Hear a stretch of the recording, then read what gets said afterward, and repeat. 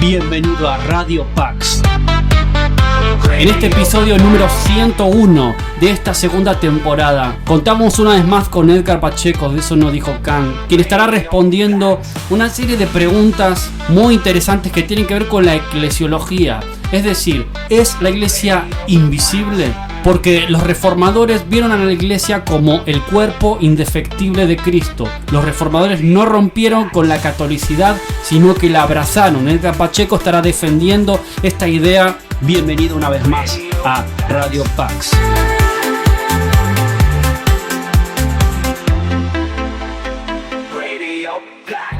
Ustedes saben que los católicos tienen una visión un tanto arrogante, prepotente y pedante respecto a que la iglesia en la que ellos se congregan y viven la fe es la iglesia verdadera. Dicen que esa iglesia la fundó Jesucristo. Ve tú a saber cuándo rayos Jesucristo fue a Roma a fundar la iglesia de Roma. Entonces cuando ya se ven descubiertos dicen que no la fundó Jesucristo, que la fundó Pedro, ¿verdad? Ve tú a saber cuándo rayos estuvo Pedro en Roma porque no les dan las fechas. Así que vamos a desnudar todo ese tipo de tonterías que se les ocurren decir y que van diciendo de tiempo en tiempo. Dicen que todas las demás iglesias fueron fundadas por hombres, la de ellos no. Bueno, Jesucristo fue hombre y Pedro fue hombre. Así que si la fundó Pedro y Pedro fue hombre, entonces se les cae también el relato, ¿no? Pero suelen decir ese tipo de tonterías como para darle este aire místico a sus ideas, ¿no? Ellos piensan que se rellenan de poesías y de tonterías sus cosas, entonces las vamos a creer. No, todas las iglesias fueron fundadas por hombres. ¿Y qué fue Pedro? Un hombre. Ah, ok. ¿Y quién fundó la iglesia de Roma? Pedro. ¿Y qué fue Pedro? Un hombre. Pero no fue cualquier hombre. Entonces, bueno, hay que cambiar un poquito de la fraseología porque si efectivamente Pedro fue el que fundó la iglesia de Roma, ve tú a saber cuándo rayos pasó eso, que nos den por lo menos las evidencias, ¿no? Por ejemplo, el hermano Juan dice, excelente tema, el cual veré mañana si Dios quiere, porque ahora voy a soñar con los angelitos. Bueno, ya es tarde por allá en Inglaterra, le mandamos un abrazo al hermano Juan que estuvo hoy con nosotros en este temita, ¿no? Gracias, mis hermanos. Los protestantes cuando hablaron de la naturaleza de la iglesia, que por cierto les recomiendo una de las mejores teologías que yo, tengo varias, ¿no? Tengo la de Barclay, tengo la de Babin, tengo varias, pero para mí, la mejor teología, esto es para mí, no me van a salir con que no es cierto. La mejor teología sistemática para mí es esta, es la de Charles Hodge. Mira, ahí está, mire qué bonito se ve ahí, mire, Charles Hodge, ahí está. Esta para mí es, esto es de ley que tienes que tenerla en tu casa. Esta es de ley. Esta es una de las mejores teologías que existe. Él fue teólogo y ministro de la iglesia presbiteriana, educado en Princeton Theological Seminary Princeton y prosiguió estudios en Francia y Alemania. Es de las mejores. La otra estaba platicando yo con Christian y cuál era la mmejor. Él dice que no, que a él le gusta la de Birkhoff. No, para mí esta es la mejor. Bueno, esto es muy personal, y la razón por la cual para mí esta es lo mejor es porque Hodge se toma muy en serio el tema del papismo. Y para mí, que estoy haciendo apologética contra el papismo, esta es la mejor teología sistemática que hay, porque está completísima, ¿no? Y ahorita les voy a leer algo de lo que dice Hodge respecto a esto. Ustedes saben, cuando los reformadores hablaron de la naturaleza de la iglesia, ellos la distinguieron entre una iglesia visible e invisible. Si nosotros no negamos que la iglesia sea visible, todas nuestras confesiones lo dicen, la confesión de Westminster, la confesión belga, el libro de Concordia, todos van a decir que efectivamente la iglesia tiene una cualidad visible, es decir, es visible y localizada en cuanto que ahí se congregan los hermanos, ahí se congregan los santos. Y entonces si tú me dices, ¿dónde está la iglesia de ustedes? Pues ven aquí a la calle 55 a las 3 de la tarde, ahí tienes el culto, y se congregan los hermanos en el culto público y se dispensan los medios de gracia, ¿no? Entonces, por supuesto que la iglesia tiene una naturaleza visible. Nosotros somos seres tangibles, podemos ser tocados, podemos ser vistos. Y al estar constituida la iglesia por seres humanos que son tangibles, pues la iglesia tiene una dimensión que es visible, sin duda, ¿no? Lo que nosotros negamos es que esta dimensión esté localizada exclusivamente en algún lugar, que es lo que propone el papismo roñoso, que esa iglesia está localizada en un lugar, que en este caso es el Vaticano, que ahí está la cabeza, allí está la sede, y que esta iglesia tiene que tener por líder al Papa Panzón, ¿no? Eso rechazamos totalmente. Sin embargo, nosotros afirmamos también como protestantes que la iglesia tiene una naturaleza invisible. Es decir, la naturaleza verdadera de la iglesia tiene que ser, sí o sí, por obviedad, invisible. ¿Por qué? Porque nadie sabe realmente cuál es el cúmulo total de los escogidos. Esto solamente lo sabe Dios. Y por lo tanto tenemos que decir que no todos los que descienden de Israel son Israel. No todos los que son metodistas son cristianos, no todos los que son presbiterianos son cristianos, no todos los que son luteranos son cristianos, sino que efectivamente dentro de nuestras comunidades que son visibles, existe la iglesia invisible, que es el cúmulo de todos los escogidos, de todo pueblo, lengua y nación, y que está diseminada en todas partes del mundo. Eso es lo que dicen los protestantes, a lo cual obviamente los papistas dicen que no, porque si no estás sujeto al papa roñoso y panzón, entonces no formas parte de la iglesia visible, lo cual es una tontería. La iglesia, por su naturaleza, no puede ser exclusivamente visible porque tenemos, abundante evidencia en las escrituras de que muchas sedes visibles cayeron y apostataron de la fe. Y Roma no tiene ninguna seguridad de que ella no va a apostatar y caer de la fe. Esas son simplemente peticiones de principio que están a debate, ¿no? Bueno, pero para eso hay que entender entonces cuál es la idea de recuperar para nosotros la catolicidad y cómo se dio dentro del contexto de la Reforma Protestante. Y, hermanos, ahora que estaba en live con el hermano Juan, estaba viendo algunos comentarios, ¿no? Estaba viendo algunos comentarios de evangélicos que dice, pero entonces él ahora ya cree que en la regeneración bautismal, pero entonces él, ¿cómo va a creer en la sola fide si ellos creen esto? A ver. Yo entiendo que muchas veces el mundo evangélico, al estar totalmente distanciado de lo que son los movimientos históricos, crean que ellos son realmente el único movimiento que existe dentro del mundo evangélico y protestante. No es así. De hecho, se puede decir que la reforma radical como tal, como la conoces tú, ¿no? Con los movimientos de revitalización espiritual, vienen tarde a la reforma protestante. Los movimientos de revitalización evangélica, como vendrían siendo los puritanos, los pietistas, los movimientos de santidad, los metodistas, los pentecostales, los bautistas, son movimientos que surgen ya en la segunda ola de la Reforma, del siglo XVII, siglo XVIII, siglo XIX, siglo XX. La reforma protestante como tal tiene tres nexos históricos, ¿no? La reforma de Inglaterra con Enrique VIII, la reforma de Zúrich con Zwinglio, la reforma de Ginebra con Calvino y la reforma alemana con Martín Lutero. Y estas cuatro reformas no necesariamente estuvieron involucradas unos con otros, ¿no? Es decir, se llevaron en su contexto. Como dice Alistair McGrath, estas son reformas europeas que se llevan en un contexto muy específico y del cual ciertamente nosotros, venimos llegando tarde. Hablaba yo con el hermano Juan hoy en la mañana diciéndole que, una de las primeras misiones que se intentaron acá fue en Brasil y fracasó. Porque aquí en América hubo una persecución muy fuerte, hasta bien entrado el siglo XIX en la mayoría de nuestros países, a causa de que había una consideración hacia el catolicismo a causa de la conquista de los reyes que habían permitido este tipo de cosas, y entonces no se permitió la llegada del mundo de la Reforma Protestante sin mucha persecución. Aquí en México, por ejemplo, se dio hasta bien entrado el siglo XIX, y eso con ciertas consideraciones gracias a las leyes de reforma de Benito Juárez, ¿no? Bien, entonces vamos a ver qué rayos queremos decir nosotros con la recuperación de la catolicidad, porque esa es otra cosa, y lo hemos hablado ya bastante, ¿no? Que cuando utilizamos el término católico, que es un adjetivo que describe la naturaleza de la iglesia, es decir, que la iglesia es universal y que todas nuestras confesiones lo utilizan, muchos evangélicos totalmente desconectados de la realidad dicen, no, yo no quiero ese adjetivo. No es que no lo quieras, es que esa es la naturaleza de la iglesia. Es como si tú te niegas a que te llamen ser humano, ¿no? Homo sapiens sapiens. Es que no es lo que tú quieras, es una descripción precisa de la iglesia. La iglesia es universal, es católica. Es decir, la iglesia no está localizada en un punto. De hecho, si no utilizamos este término, tendríamos que darle razón a los papistas de que efectivamente la iglesia está localizada en el Vaticano y ahí está la cabeza. No, señor. La iglesia es universal y es mucho más allá de que el papismo, la ortodoxia, el luteranismo. La iglesia es universal de todo pueblo, lengua y nación, y como dice Pablo en Romanos, Dios conoce el número de los escogidos, de los suyos, ¿no? Dios tiene este conocimiento que nosotros no poseemos. Nadie lo posee, ni Calvino, ni Zwinglio, nadie lo posee. Bien, la recuperación de la catolicidad consiste en entender de qué va la vaina con la reforma protestante. Y hay que ser muy enfáticos en esto porque mucha gente aquí patina, ¿no?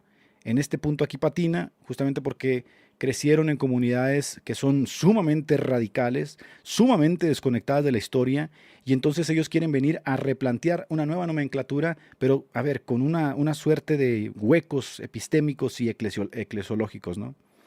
Este libro que se lo recomiendo muchísimo del Dr. Williams se llama Evangélicos y la tradición, porque esa es otra cosa. Cuando utilizamos la palabra tradición, muchos evangélicos pierden la cabeza y dicen, no, ¿cómo? ¿Tú tienes tradición? Por supuesto que tengo tradición, pero ¿qué te crees? ¿Que yo nací ayer? Otra vez, si tú le concedes toda esta basura al papismo, el papismo va a decir, nosotros somos los que tenemos la tradición. No, señor, ustedes tienen una falsa tradición. Y eso es lo que está a debate siempre, ¿no? Y eso es lo que nunca pueden probar. Bien, nosotros tenemos una tradición. Les recomiendo muchísimo este libro, es más, pónganlo en el carrito y cómprenlo. la influencia formativa de la iglesia primitiva en la forma en que nosotros entendemos a la iglesia y su naturaleza. Entonces hay por lo menos, se puede decir que hay por lo menos tres ramas de la cristiandad: los católicos ortodoxos griegos, los católicos romanos occidentales y los protestantes reformados, que son católicos también. De ahí, obviamente, nosotros tenemos que decir que la segunda ola de la Reforma va a traer a todos los movimientos de revitalización, siglo XVII y XVIII, puritanos, pietistas, pero que surgen de la Reforma, no se desconectan de ella. Y aquí les voy a poner algunas cosas muy importantes. El doctor Williams en la página 15 dice: aprende la fe y profésala. Una de las cosas que yo debo reconocer es que los movimientos históricos, si presbiterianos, luteranos, anglicanos y algunos movimientos que son todavía confesionales, hacen mucho énfasis en cómo debes entender la fe. Por ejemplo, en el libro de Concordia te van a decir el Catecismo Mayor y Menor de Lutero, te van a decir el Credo de los Apóstoles, Credo Niceno Constantinopolitano, Padre Nuestro, que son cosas básicas que debes de memorizar y aprender, ¿verdad? Los 10 mandamientos. Si tú te vas, por ejemplo, los presbiterianos van a tener sus confesiones, la confesión belga, los 3 principios de unidad de los reformados continentales. Si tú te vas con los anglicanos, los 39 artículos y el libro de oración común. Entonces, cuando una persona está sujeta a esta dimensión de la vida espiritual, basado justamente en la interpretación que hace desde su cuerpo magisterial, le va a ser mucho más fácil defenderse del papismo. Por otro lado, le va a ser muy difícil, ¿no? ¿Por qué? Porque el papismo utiliza la nomenclatura de tradición, Eucaristía, sucesión, todas estas cosas que al evangélico radical no le gusta. Entonces, ¿qué hacen? Terminan tirando al muñeco con el agua sucia, ¿no? Y la bañera. Aprende la fe y profésala. Recíbela y guárdala. Pero únicamente el credo que ahora la iglesia te entregará, ese credo está firmemente basado en la Escritura. A ver, yo creo que cualquier evangélico debería conocer el credo niceno constantinopolitano para que entienda justamente cuál es esa regla de fe que confesamos y que forma parte del estamento sobre el cual está edificada nuestra vida espiritual. Ese credo debe ser sostenido sí o sí por todos los cristianos, porque si no se sostiene y si no se cree, entonces estamos hablando de una secta. Ahorita lo vamos a ver más adelante. Entonces este es como un distintivo de la ortodoxia. Si no crees ese credo, entonces eres parte de una secta. Aquí hay un problema, porque los católicos dicen: yo lo creo. Sí, sin duda, papá, por eso nosotros creemos que dentro de ustedes hay un pueblo.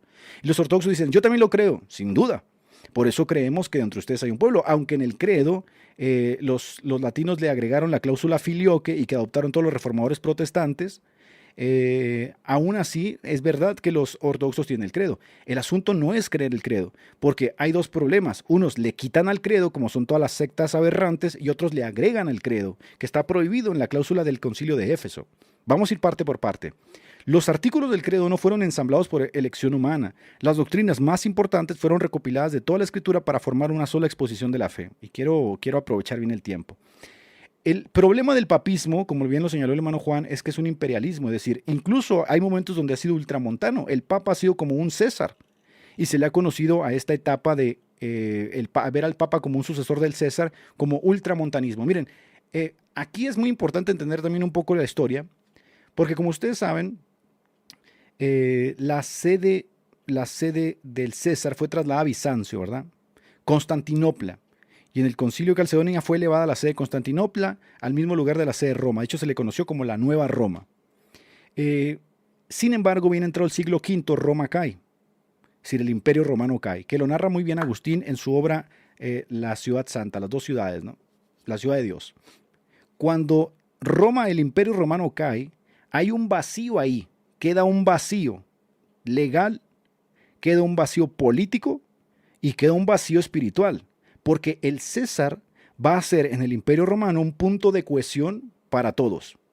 Por eso los primeros cristianos los perseguían, porque no declaraban que César era el Señor, sino Jesucristo. Y esto era obviamente subversivo, porque tú podías creer en cualquier dios, siempre y cuando consideraras que el César era el Señor. De aquí te vas a dar tu cuenta que muchos césares tenían títulos muy pomposos, y uno de ellos era el sumo pontífice, ¿no? Sumo pontífice es un título pagano que llevaba adelante el César. Por eso cuando el Papa Gregorio Magno se da cuenta que Juan de Constantinopla está utilizando el título de obispo universal, Gregorio Magno dice: ese es un título del anticristo. Bueno, ese hueco legal en el siglo V y ese hueco político que queda en la Roma de los Césares no va a suceder en lo Bizancio. En Bizancio no hay una caída, ¿verdad? Continúa y por lo tanto ahí está la figura del emperador. Pero acá en Roma, ¿quién creen ustedes que va a tomar la figura del César? Bueno, ahí las maniobras políticas de los papas asquerosos van a empezar a elevarse hasta usurpar la figura que tenía el César. De hecho, es tan descarado lo que hacen los papas que terminan creando la cohesión en el patriarcado occidental basado en la figura del papa. Es decir, va a ser el sumo pontífice, va a ser el vicario universal, va a ser el obispo de obispos, y todos estos títulos van a ser sino una reminiscencia de lo que era justamente el cesarismo en la época antes de que cayera el Imperio Romano. Bueno, ese poder que va a agarrar el papa, ¿no?, y lo va a chupetear, va a llegar a un punto donde literalmente va a empezar a utilizar sus maniobras políticas para aumentarlo. Y tenemos, por ejemplo, el hecho de que se va a hacer con los estados pontificios, que es toda la franja de Italia, toda la franja central de Italia. El Papa le va a decir a Carlomagno que esa franja central, Constantino se las donó, y falsifican un documento llamado la Donatio Constantini y se roban esos territorios. Y desde ahí empiezan a ejercer su poder. Y en esa Donatio Constantini, estos descarados dicen, fíjense nada más para que vean cómo realmente el Papa usurpó el lugar del César. Por eso para los reformadores, el Papa era el hombre de pecado, porque se hacía sentar en el trono de Dios como Dios, con los títulos de Dios, y quería gobernar a la iglesia. Pero no solamente a la iglesia. Las ínfulas del papado llegaron hasta un punto de que ya no solamente quería gobernar la iglesia, quería gobernar el mundo. Y desarrolló también la idea de las dos espadas, es decir, una espada política, una espada espiritual. El papa tiene y debe tener el control sobre ambas. Y cuando tú lees, por ejemplo, la declaración de la Donatio Constantini, decía en ese documento asqueroso que Constantino le había concedido el color púrpura y escarlata al papa. Miren nada más qué interesante, porque parece ser que Juan ve esto en Apocalipsis, se dice, esa prostituta, esa ramera, se viste de púrpura y de escarlata. Obviamente está hablando del Imperio Romano. Y entonces nosotros decimos, ¿y quién ha heredado los colores del Imperio Romano? Esa bestia que se ha amalgamado, se ha prostituido, ¿verdad? El poder imperial y el poder espiritual ha hecho una amalgama, y por eso hasta el día de hoy, 2021, el 2025, tú tienes a este papa roñoso con una guardia suiza, con un banco, con un país dentro de otro país. ¿Cuándo se hubiera visto esto? Sino solamente como lo tipificó Juan, diciendo justamente que había una mezcla que se iba a hacer y que iba a ser la Gran Babilonia un misterio, porque ciertamente en Babilonia sucedió exactamente lo mismo. La mezcla del poder político y la mezcla del poder religioso hizo justamente esa quimera, ¿no?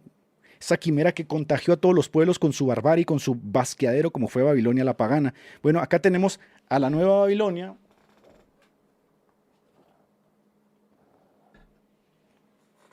Acá, perdón, a ver, ¿qué pasó? Se me cayó la luz aquí, ¿qué pasó?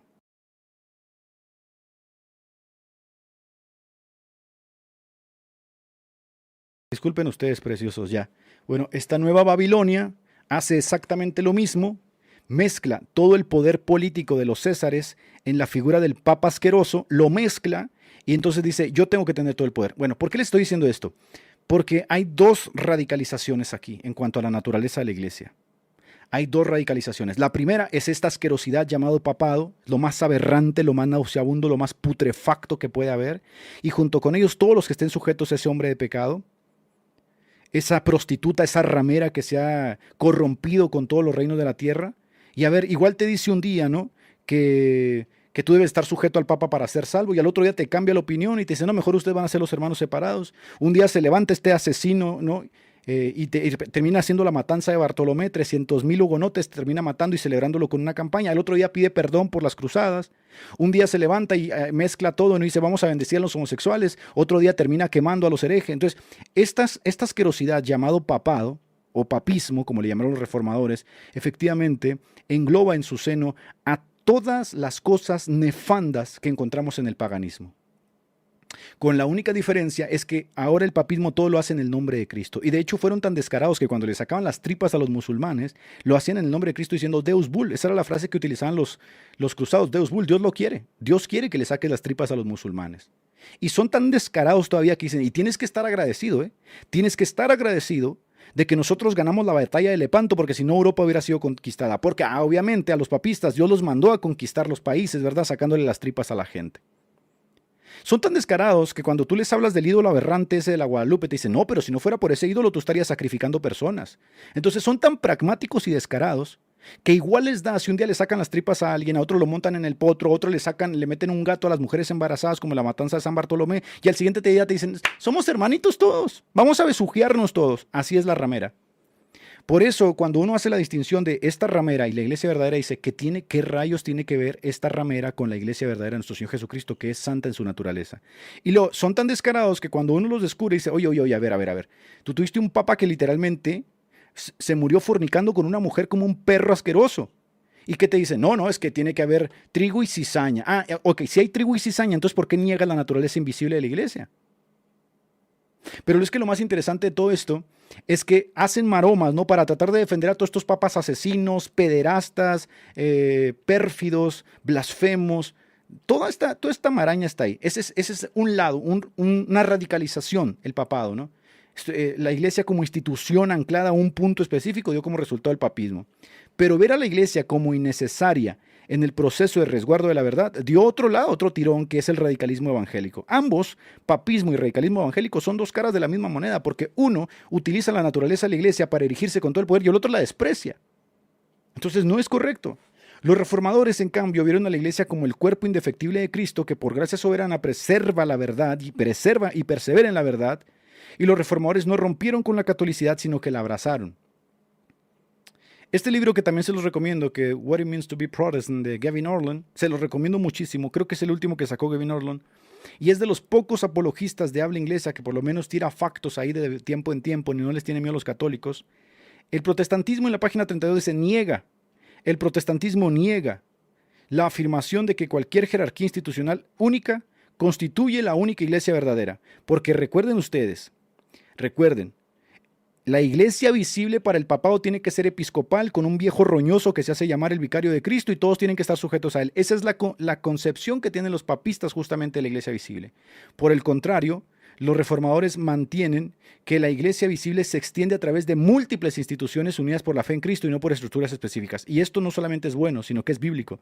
Porque si alguna de estas sedes roñosas cae, la otra sede no cae. En cambio, en el papado acaban de dictaminar que todos deben de estar sujetos al papa y la bendición de parejas homosexuales, de doñas catas. ¿Y qué pasa? Todos tienen que agachar el yugo y someterse a su infernalidad del papa.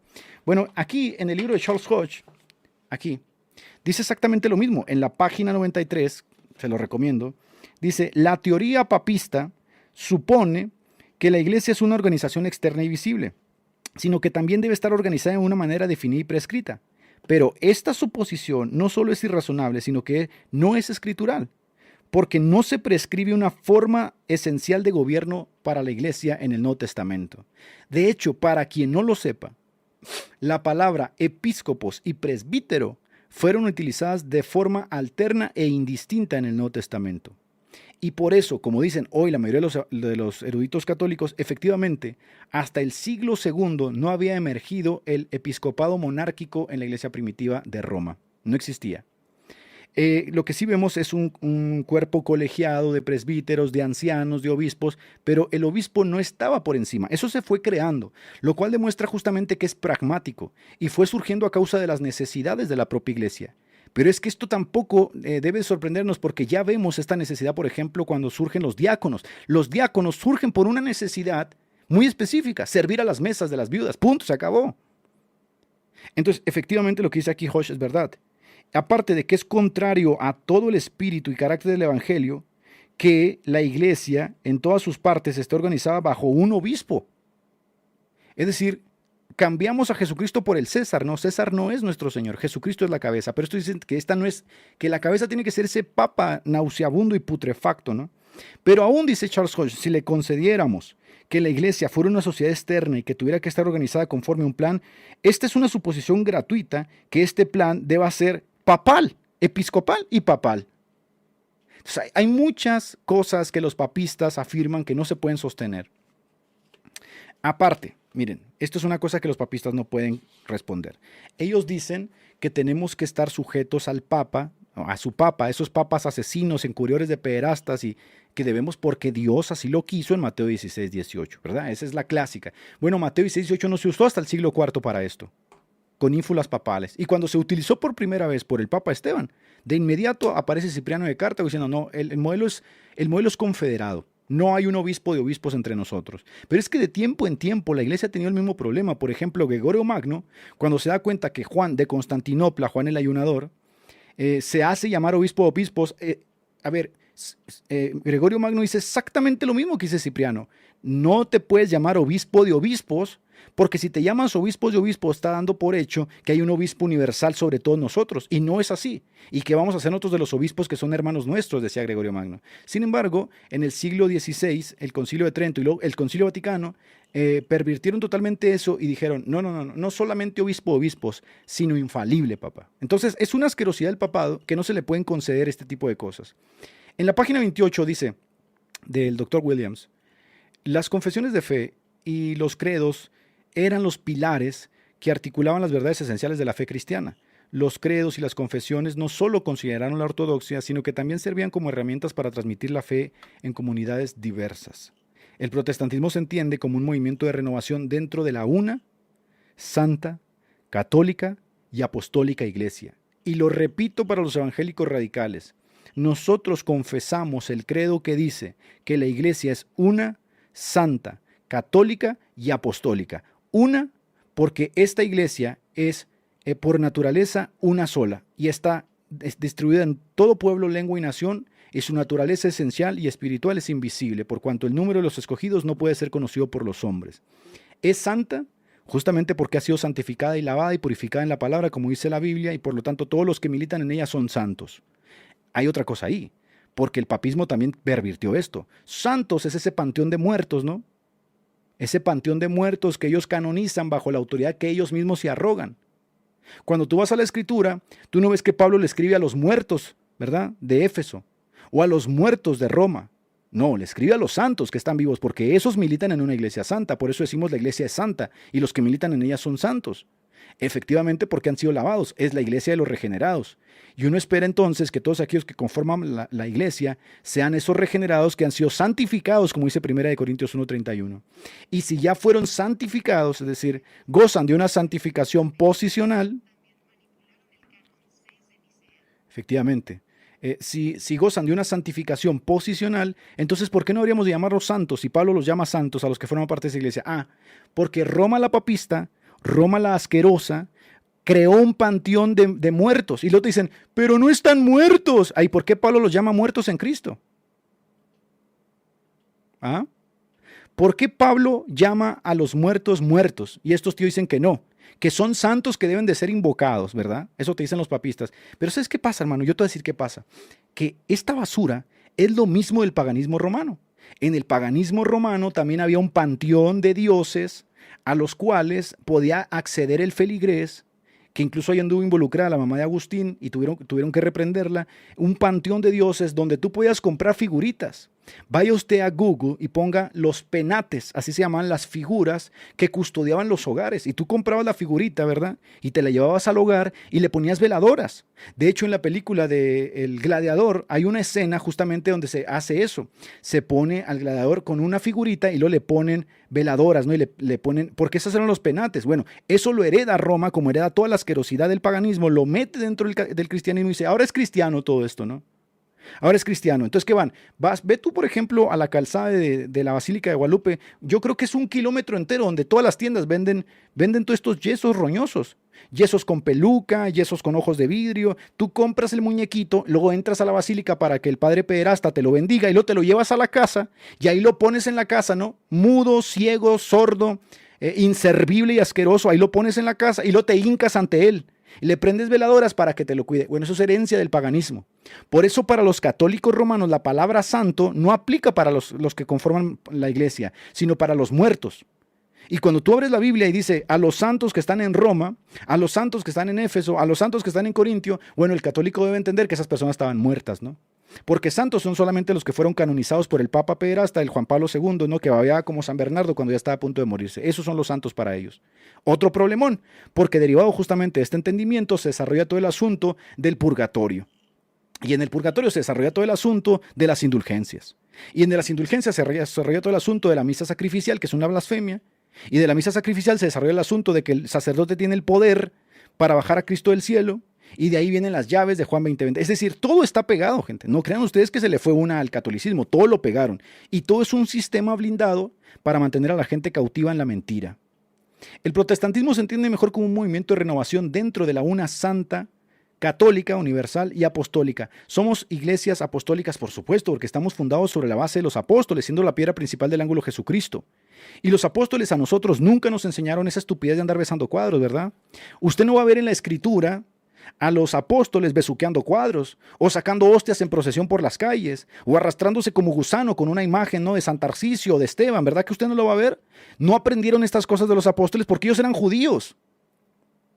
Y como judíos era imposible que enseñaran estas tonterías. ¿De dónde aprendió Roma esto? A ver que nos expliquen los católicos de dónde rayos aprendió la iglesia papista a andar arrastrándose con pedazos de yeso en la espalda. ¿Lo aprendieron de Pedro, el que dicen que es su sucesor? Que me muestren las cartas de Pedro, o de su sucesor Ignacio, a ver si Ignacio enseñó esto en sus cartas. O que me lo muestren los primeros documentos, a ver si las iglesias hacían estas tonterías, ¿no? De sacar la hostia en procesión, arrastrarse como gusanos por las veredas, levantar monumentos y prenderles veladoras e incienso, y luego condenar a todos aquel que no lo haga. No lo aprendieron de los apóstoles. Por lo tanto decimos, esta iglesia católico-romana papista no está fundada sobre la base de los apóstoles. Y si llegó a estar fundada en algún momento, como bien lo consideró Lutero, ya no está más fundada, sino que ahora está fundada sobre su infernalidad del Papa. En este sentido, nosotros no somos una ruptura de la iglesia, sino una recuperación de lo que el papismo le hizo a la iglesia. Y vuelvo y repito, nosotros no somos una ruptura de la iglesia católica, porque católicos hemos sido siempre. Nosotros somos la recuperación de esa catolicidad que Roma la papista transgredió, añadiendo al símbolo apostólico y contradiciendo el canon de Éfeso, y también contradiciendo la labor apostólica que quedó en los oráculos divinos. Nosotros somos los que recuperamos eso, los protestantes. Recuperamos lo esencial de la tradición cristiana que está totalmente contenida en el credo apostólico. Y ahorita vamos a ver por qué Roma la papista es una aberración. La iglesia adoptó la regla de fe como su punto de cohesión sobre lo que era la catolicidad. Y esto lo vas a encontrar en el libro del Communitorum de Vicente de Lerins, que te va a decir que todo lo que fue creído en todas partes y por todos, esto es lo que debe adoptarse como ortodoxo. Obviamente esto no le conviene a los papistas. Y esto no le conviene a los papistas porque no fue creído por toda la Asunción de María, ¿verdad? No fue creído por toda esa estupidez de la Inmaculada Concepción. No fue creído por toda esa estupidez del purgatorio. No fue creído por toda esa estupidez de la infalibilidad papal. Entonces no les conviene. Y como no les conviene, tienen que inventarse una nueva regla de fe. Y ahora la regla de fe consiste en que ella es la intérprete correcta de la regla de fe. Así de asqueroso es el papismo. Es decir, se vuelven autorreferenciales y te dicen, no, es que tú no puedes entender la regla de fe porque los únicos que pueden entenderla somos nosotros. Y entonces blindan a su propio sistema putrefacto, lo blindan contra cualquiera que quiera salir de él. Es como Corea del Norte, ¿ven? Es más, yo nunca lo he pensado. Roma la putrefacta es como Corea del Norte. Está diseñado el sistema para que nadie pueda salir de él. Y si sales te matan, te persiguen, que siempre lo hizo, ¿no? Pero es que más allá, es que adentro del sistema te hacen creer que todo es perfecto porque no te permiten conocer fuera del sistema. Esa es la realidad. Y esta regla de fe, por supuesto, se la pasan por el arco del triunfo. Acá dice, por ejemplo, en The Revard of Orthodox, de Thomas Oden. Thomas Oden, para quien diga que los católicos recuperaron la patrística, ¿qué rayos? ¿Qué van a andar recuperando? A ellos no les importa la patrística. Thomas Oden, que es uno de los principales proponentes de la paleortodoxia, que es uno de los que sí recuperaron la patrística, que si ustedes se emocionan con la Biblia que sacó Clie, ¿no? Comentada por los padres, vayan y lean la de Thomas Oden y se van a poner a flipar. Thomas Oden dice en la página 54 de su libro El Renacimiento de la Ortodoxia, dice, nada sería menos ortodoxo que afirmar una tradición que no tiene base en la escritura. Pero es que ¿saben qué pasó, hermanos? Que también los papistas se inventaron una nueva tradición y te dicen, no, tú no puedes entender la tradición, solo nosotros podemos entenderla. Entonces, este Corea del Norte papal, no puedes argumentar contra él porque literalmente les ha sacado el cerebro a las personas. Solamente un rayo de luz misericordioso de Dios puede sacar a las personas de este monstruo infernal. Por eso Lutero escribió justamente este libro llamado La cautividad babilónica. ¿Y a quién se refiere con Babilonia? A esa ramera. A esa ramera que se llama Iglesia Católica, ¿verdad? Y que según esto la fundó Jesucristo. A esa ramera Lutero le llama Babilonia. Y dice, esa Babilonia tiene cautivos a sus hijos. Sí, efectivamente. Así es. Entonces vamos a ver. Vamos a suponer que efectivamente queremos encontrar la tradición apostólica para las tonterías que creen los papistas. ¿Y dónde está la tradición de la infalibilidad papal? ¿Se acuerdan cuando yo debatí con el cura Verosh todas las maromas circenses que hizo aquí? Porque no existe evidencia para la infalibilidad. La infalibilidad, para empezar, los presupuestos son filosóficos, no históricos. Después la asunción. Pero es que son tan descarados, la iglesia papista es tan descarada que su propio papa dice, consultamos a todos los teólogos, y los teólogos dicen, no, no hay evidencia de la asunción de María. Y aún así son tan descarados que sale Doña Cata y te dice, ocumenio, o sale el otro Barrabás y el Horny y te dice, no, yo tengo evidencia del primer siglo, y luego te citan al Damasceno del séptimo siglo, ¿no? Y Damasceno citándote literalmente los apócrifos, y los apócrifos que fueron condenados por un papa llamado Gelasio, y refrendados por Pedro Abelardo en su libro Sic et Non, que va a dar inicio a la escolástica. Son unos descarados, de verdad. Entonces, ¿qué te dice Benedicto? Bueno, sí, no hay evidencia, pero nosotros no podemos basarnos en la historia. De hecho, utiliza la palabra historicidad, el muy desgraciado, ¿no? Historicidad, dice, no, nosotros no podemos basar un dogma en la historicidad. Es decir, ya no se trata de encontrar un nexo histórico con el dogma. Es decir, tratar de rastrearlo hasta los apóstoles y ver si esto en algún momento fluyó de la boca de los apóstoles y fue aprendido por uno de sus discípulos. No, ya no nos importa eso, dice Benedicto.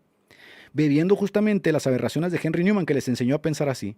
Dicen, no, ya no nos importa eso es historicidad. Es como cuando un ateo invoca la ciencia, ¿no? Y convierte a la ciencia en cientificismo y dice, no, ninguna opinión vale más que la de la ciencia. Eso sí hacen los católicos. Ellos te dicen, no, ya esta opinión no vale, dice Benedicto. Ya, si intentas encontrar o rastrear la tradición de la Asunción en los padres apostólicos, no, eso no es la tradición, dicen. Ahora la tradición es lo que la iglesia afirma que es la tradición. Yo de verdad no entiendo cómo alguien puede ser papista con este descaro, con esta desgracia de literalmente bajarle los pantalones a los teólogos y decir, ustedes literalmente van a hacer lo que nosotros queramos. Y mientras los teólogos literalmente dicen, no hay evidencia, tienen que someterse al Papa. Por eso la infernalidad del Papa es que este hombre ocupa un lugar que ni siquiera Cristo le exigió a sus apóstoles. Pues Jesucristo dijo, ¿quieren irse? Váyanse. ¿Verdad que les dijo? Pero este infernal les dice, no, si se van ustedes están muertos, ustedes no tienen salvación. Hay una cautividad aberrante ahí. La Inmaculada Concepción, hasta bien entró el siglo XII, nadie creía esta estupidez de la Inmaculada Concepción. Lo dice Alistair McGrath, lo dice Martin Hume, lo dice en el libro de uno de los más, Juniper Carroll, ninguno de ellos. Purgatorio. ¿De dónde rayos van a sacar el purgatorio? ¿De dónde rayos? ¿Quieren? Y lo saben qué hacen, hermanos. Primero fundan el dogma aberrante y luego te buscan pasajes, como lo hicieron con la Asunción de María.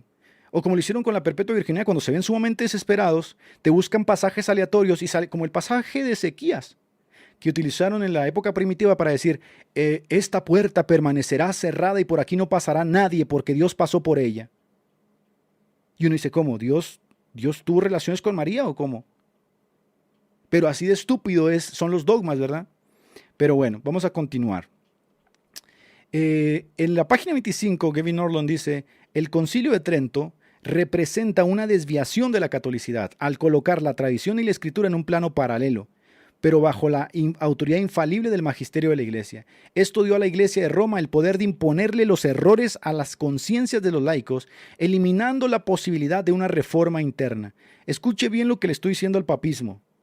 Es imposible que la Iglesia Católica pueda ser reformada. No es posible. Porque es una víbora mordiéndose la cola. No es posible. Por eso era necesario romper con la Iglesia Católica. Por eso dice, pero es que ¿por qué Lutero no fue como San Francisco de Asís? ¿No? Claro, porque tú puedes ser un idiota, ¿no? Y puedes creer lo que tenga en gana, como dice Fernando Casanova, siempre y cuando le beses los pies al Papa. Si tú le besas los pies al Papa, tú puedes ser James Martin, ¿no? Y andar ahí vistiendo a la imagen de María con túnicas de homosexuales. No pasa nada. Si tú eres fiel al Papa, tú puedes ser esta monja, ¿no? que niega totalmente la Inmaculada y la Perpetua Virginidad. No pasa nada.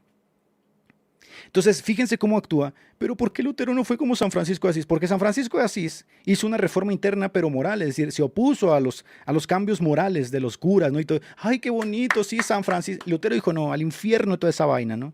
No impugno la conducta de esos puercos, dijo Lutero. Lo que impugno son sus doctrinas. Y es que Lutero se dio cuenta de algo. Cuando Lutero escribe las 95 tesis, para cualquiera de ustedes que la ha leído, que cada tesis puede ser debatida por su parte, Lutero todavía le considera al Papa como un hombre de Dios. Es decir, la tesis 84 o 72 por ahí, dice que el Papa tiene los dones del Espíritu. Cuando Lutero escribe, ya después, hay como 3 etapas en Lutero. La primera es este monje, ¿no? que se mantiene en su claustro, es un monje obediente de la orden de los agustinos. La segunda etapa es este monje que ya empieza a tener atisbos de la verdad, lucha con él mismo respecto a lo que está entendiendo de las escrituras. Y la tercera es este Lutero militante que va a dirigir gran parte de la primera reforma de Alemania, que va a recibir la exurge domine del Papa. Bueno, Lutero va a decir, en su primer escrito, como el tercer Lutero, dice, yo quisiera que ese escrito de las indulgencias lo quemaran, dijo. Quémenlo, tírenlo, porque a partir de hoy van a conocer al verdadero Lutero. ¿Y qué dice Lutero en esa cautividad babilónica? Pues truena obviamente contra el papado y todo lo que Lutero consideró de los papas lo mandó a la basura, porque él no impugnaba la inmoralidad. Él decía, ellos son unos puercos, no siempre han sido así. Lo que yo impugno es qué fue lo que los convirtió en eso. Y aquí se encontró, por ejemplo, con la misa sacrificial, que es rechazada en el libro de Concordia y en la Confesión de Augsburgo. Aquí se encontró con la maraña del purgatorio, que los dominicos, ¿verdad?, iban de pueblo en pueblo, los dominicos que habían aprendido esta frasecita que se utilizaba por todos ellos, tan pronto caiga la moneda, el alma sale del purgatorio. Aquí se topó también con el asunto de las indulgencias, el tesoro de méritos, cuando él mismo, estando ahí en Wittenberg, tenía que convivir con una de las fiestas más grandes, el 31 de octubre, Día de Todos los Santos, donde toda la plebe, todo el populacho venía de todas partes, ¿verdad?, a venerar las reliquias que se presentaban ahí de Federico de Sajonia, donde se les dispensaban hasta 9.000 años fuera del purgatorio si las venerabas y echabas una moneda o dos blancas en el baúl. Obviamente que Lutero, en una primera instancia, intentó ser un reformador como Asís, pero Lutero no era Asís. Lutero tenía un carácter impresionante. Dijo, no, esta vaina no tiene que ver con Juan II el fornicario. Esta vaina no tiene que ver con lo moral. Esta vaina, en el fondo, es la putrefacción del poder papal. Ese es el problema. Ese es el problema. En la página 32 de What It Means to Be Protestant de Gavin Nolan dice, el protestantismo no niega la existencia de la iglesia visible. Por favor, no hagamos esto. Nosotros no negamos la existencia de la iglesia visible. Nosotros afirmamos que esta coherencia se encuentra en múltiples instituciones, no en una sola, y esto permite un enfoque más inclusivo y católico. Porque miren lo irónico, ¿no?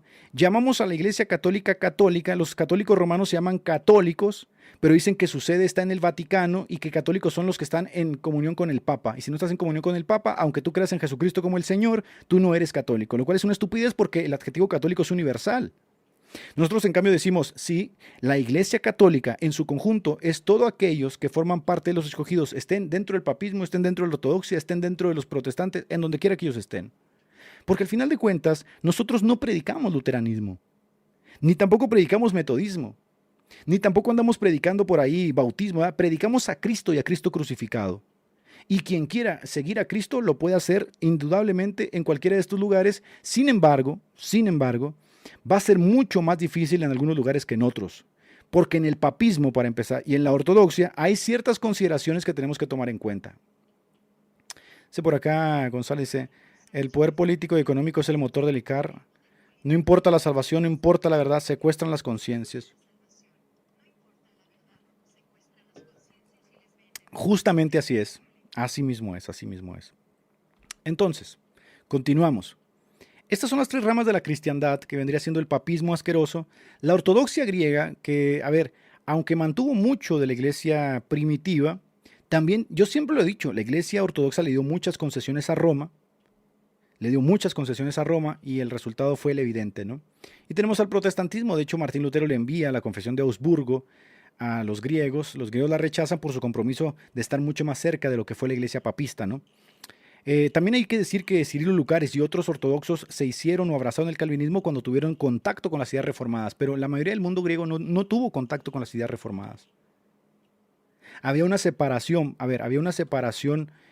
cultural, y había una separación también en el lenguaje, y había una separación en el entendimiento de casi 1000 años, 500, 600 años que tenían ya los griegos y los latinos separados, que se fue acentuando con el tiempo. Entonces, ciertamente los griegos no estuvieron expuestos. De hecho, yo platiqué con un ortodoxo hace poco y le dije, ¿los ortodoxos vivieron algo semejante a la Ilustración? No, dijo, no. Lo que sufrieron los ortodoxos fueron persecuciones, los turcos, los maometanos, ¿no? Siempre los rodeados de todos estos imperios que buscaban pisotearlos. Pero algo así como la Ilustración, que haya puesto en jaque las ideas, eso no se vivió en la ortodoxia griega, eso no pasó, eso pasó en Occidente. En Occidente sí pasamos, ¿no? Por la escolástica, por el nominalismo, por la reforma, por el misticismo. Sí pasamos por todo esto y esto forzó a la iglesia a ir adaptándose justamente a las necesidades que se le iban imponiendo. Y Occidente por eso, respecto a la ortodoxia, va muy adelantado teológicamente, ¿no? Hay que decir, por ejemplo, que la ortodoxia griega mantiene muchos elementos todavía de la teología apofática, la teología negativa, mientras que en Occidente se le dio rienda suelta a la teología catafática, a la razón. Y hay que decir también que los católicos, cuando pudieron hacer realmente algo por los ortodoxos, terminaron invadiéndolos con las cruzadas y el saqueo de Constantinopla y pusieron ahí un papa asqueroso latino, ¿no? Que ni siquiera hablaba griego. Entonces, siempre ha sido una lucha condenada de poder, pero sí, hay como una separación en donde los ortodoxos se quedaron muy desfasados respecto al papismo y al protestantismo. Algo que quizá ustedes no saben es que la mayoría de los protestantes mantuvieron la cláusula filioque que había determinado el catolicismo. La mantuvieron porque la consideraron teológicamente correcta. La mantuvieron la mayoría de ellos, Wesley incluido, no, los metodistas también.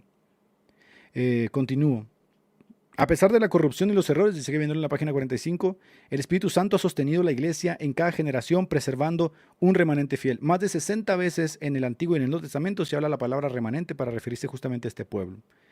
De los nacidos en Israel, no todos son israelitas, ¿verdad? Y esto viene en su culminación justamente en el Nuevo Testamento, cuando se dice solamente aquellos que tienen la fe de Abraham. ¿Y cuál era la fe de Abraham? Cristo. Por lo tanto, los demás han caído. Siempre fue un remanente. Por eso cuando Elías está llorando y le dice, solamente yo he quedado, le dice, no, estás equivocado. Nunca ha sido así. Nunca ha sido así. Yo tengo rodillas que no se han doblado. Este es el eco que hace Pablo justamente en su narración, diciendo justamente que Dios no ha fallado. Dios siempre ha preservado un remanente para su propia gloria. Por eso nosotros decimos como protestantes que efectivamente la iglesia tiene que ser indefectible en su naturaleza, no localmente. Fíjense la gran diferencia. La iglesia en su naturaleza tiene que ser indefectible e invisible. ¿Indefectible en qué sentido? La iglesia no puede apostatar. El remanente de escogidos no pueden apostatar. De hecho, ese es uno de los puntos que yo siempre he considerado que pueden ser fuertes al calvinismo en cuanto a la perseverancia incondicional. Porque por obviedad, por pura obviedad y sentido común, tenemos que reconocer que efectivamente la iglesia en su conjunto, es decir, el cuerpo de escogidos, el cual el Señor conoce, no pueden apostatar, porque hay una promesa de Cristo respecto a esto, que Él estará con ese remanente todos los días hasta el fin del mundo. Por lo tanto, si ese remanente terminara apostatando, estaríamos diciendo que Cristo falló a su promesa de ser el divino pastor, ¿verdad? O el pastor de las almas, o el divino intercesor, o el sumo sacerdote. Entonces, la iglesia en su conjunto no puede apostatar. Ahora, esa iglesia, por supuesto, está conformada por todos aquellos que confiesan el nombre del Señor en todo pueblo, lengua y nación. El problema aquí es que Roma, la papista, dice, es cierto, la iglesia no puede apostatar. Los que no pueden apostatar somos nosotros los papistas. Ahí está el problema. Porque entonces esa indefectibilidad está localizada. Y localizada muy específicamente en el Papa roñoso, que terminan haciéndolo casi como gracia irresistible. El Papa no puede errar. Tiene una gracia irresistible donde él no puede errar porque se arrogan la promesa de Jesucristo de hacer perseverar a la iglesia de los santos. Se la arrogan a la iglesia papista romana. Pero es que la Biblia no nos permite eso. La Biblia nos dice todo lo contrario. La Biblia nos dice que las 7 iglesias, por ejemplo, que surgieron en el primer siglo, a las cuales eran, fíjense, las fundó o eran fundadas por los discípulos o directamente por Juan, 5 de ellas cayeron, ya no existen. Y recibieron la palabra hermosa del Señor, recibieron promesas, recibieron reprimendas, desaparecieron. Por lo tanto, la indefectibilidad no puede estar localizada. Roma la asquerosa no es infalible. Y Roma la asquerosa está acumulando ira para el día de la ira. Ahora, ¿hay un remanente ahí? Sí, sin duda hay un remanente ahí, que forma parte de la iglesia. Sí, nunca se ha negado. De hecho, un protestante que niegue eso está yendo en contra de los propios postulados de la Reforma. Por eso nosotros tenemos que decir que sí, efectivamente, dentro de la iglesia romana hay un pueblo que el Señor se ha reservado por pura gracia, y como el propio Lutero lo decía, ¿no? Ha quedado en esa iglesia vestigios de lo que fue el Evangelio. Y aunque es mucho más difícil, ¿no? Para Dios no es imposible salvar a algunos de ellos de ahí vengo yo. De ahí salió Casanova. Entonces no es imposible. La página 48 y 72 dice, desde el credo de los apóstoles hasta el de Nicea, la iglesia protestante mantenía un núcleo doctrinal compartido que es evidencia de su unidad en Cristo. La reforma no implica el rechazo de toda tradición, sino discernir entre lo que es consistente con las Escrituras y lo que no lo es. Otra cosa que ustedes deben de saber y que es necesario replantearse como evangélicos y que es necesario que lo tengan en claro es que el mundo protestante no ha sido dogmático como lo ha sido Roma. Es decir, hay protestantes que creen en la perpetua virginidad de María, sí los hay. Y esto a nosotros no nos asusta, porque nosotros hemos distinguido entre lo que son las cosas esenciales y que son soteriológicas y están involucradas en los aspectos salvíficos, y las cosas que son secundarias y que pueden sostenerse ya sea como una tradición dentro de la iglesia local o como una piedad personal. ¿En qué sentido lo digo? Bueno, lo digo en esto. Hay algunos protestantes, Juan Wesley, por ejemplo, yo, metodista, Juan Wesley creía en la perpetua virginidad de María. Bueno, yo creo que Juan Wesley está terriblemente equivocado. Pero como es una diáfora, es decir, es algo que él mantenía como una piedad personal, y dentro del protestantismo esto no se engloba a toda la denominación o a todo el corpus magisterial, Wesley puede creer en misa, no importa, ¿no? Entonces esto no se impone. Los papistas piensan que así como ellos sujetan las conciencias de sus fieles, ¿verdad? Y los amenazan, diciéndoles, si no crees que el himen de María no fue roto, no puedes ir al cielo. Así somos nosotros, ¿no? ¿Hay dentro del metodismo gente que cree en la perpetua virginidad de María? Sí, sí los hay.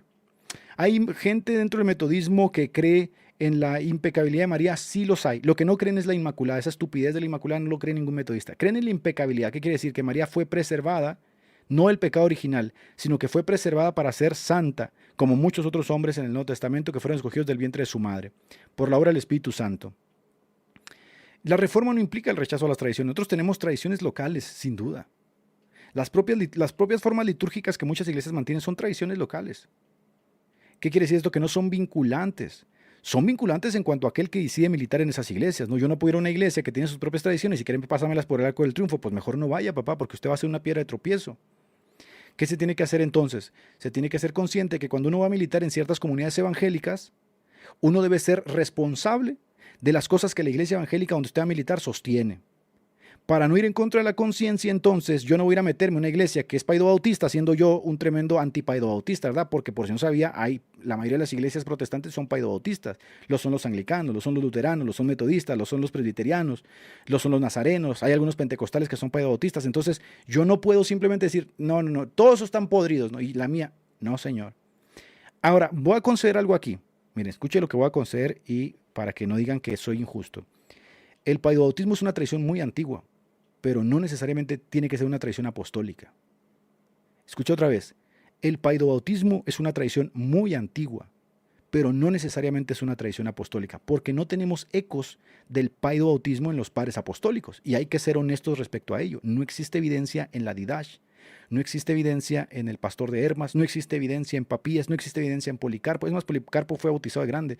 Entonces, tenemos una tradición muy antigua que fue llevada a cabo por los discípulos muy antiguos, ¿verdad?, de la iglesia primitiva, pero no es apostólica, por lo tanto no puede ser vinculante universalmente hablando. Quien quiera vivir la teología del pacto dentro de una comunidad presbiteriana, hágalo. Está viviendo una tradición muy antigua. Pero si alguno de ellos dice, no, y si usted no cree esto, usted está condenado, usted está frito. Así es sencillo, ¿no? Continuamos. Lo mismo para los otros, ¿no? Entonces, el rechazo de la... Y yo soy paidobautista, para que lo sepan. El rechazo de la historia por algunos protestantes debilita nuestra identidad y nos desconecta de nuestra herencia teológica compartida. Eso dice Gavin Orland. Entonces, miren, en la búsqueda de sentido de pertenencia o sentido de identidad, ¿no? Nosotros, o por lo menos a mí me tocó todavía, porque yo fui pastor de las Asambleas de Dios, ¿verdad? Y a mí me exigieron en el seminario conocer todos los resquicios de lo que es las Asambleas de Dios en su carácter como denominación. Y ahí aprendes su historia, aprendes quiénes fueron sus fundadores, aprendes cómo es el gobierno de las Asambleas de Dios, sus doctrinas distintivas. Y entonces cuando te dan el título, tú tienes que cantar el himno de las Asambleas de Dios, porque hay una doctrina, hay una búsqueda de identidad a través de la denominación. ¿Verdad que sí? Hay una búsqueda de la identidad en la denominación. Yo soy de las sacrosantas Asambleas de Dios. Yo soy metodista. Bueno, yo no digo que esté mal eso. Yo me siento muy orgulloso de ser metodista y estar militando con mi pueblo, los metodistas así llamados. Pero yo tengo que entender que la denominación en última instancia no es sino una forma en que nos identificamos exteriormente con otros creyentes. Fuera de eso, a mí me importa 3 pepinos el título metodista. Yo creo que Wesley ni siquiera se hubiera sentido cómodo con ser llamado metodista, ni Lutero luterano, ¿verdad? Ni Calvino calvinista, ¿verdad que no? Ni Knox presbiteriano. Estos títulos surgen como una forma de etiquetar cosas que no entendemos del todo y para agruparlas dentro de ciertos términos. Metodistas porque eran muy metódicos, ¿no? Entusiastas también se les llamó. No, mi fuerza dentro de la comunidad evangélica consiste en que la unidad se fragua dentro de la regla de fe. Entonces tengo que tener la madurez y la capacidad de entender, ver y saber que el bautista es mi hermano, el metodista es mi hermano, el presbiteriano es mi hermano, el bautista es mi hermano, y todos aquellos que confiesen la regla de fe, me guste o no me guste, son mis hermanos. A mí, por ejemplo, se me hace que los adventistas son una comunidad muy heterodoxa, que caminan en una línea muy delgada, ¿no? Sin embargo, fueron librados de las herejías cristológicas. Algunos de ellos son de la línea de los testigos de Jehová, pero algunos no, algunos son trinitarios. Ahora, por eso yo siempre lo digo, eh,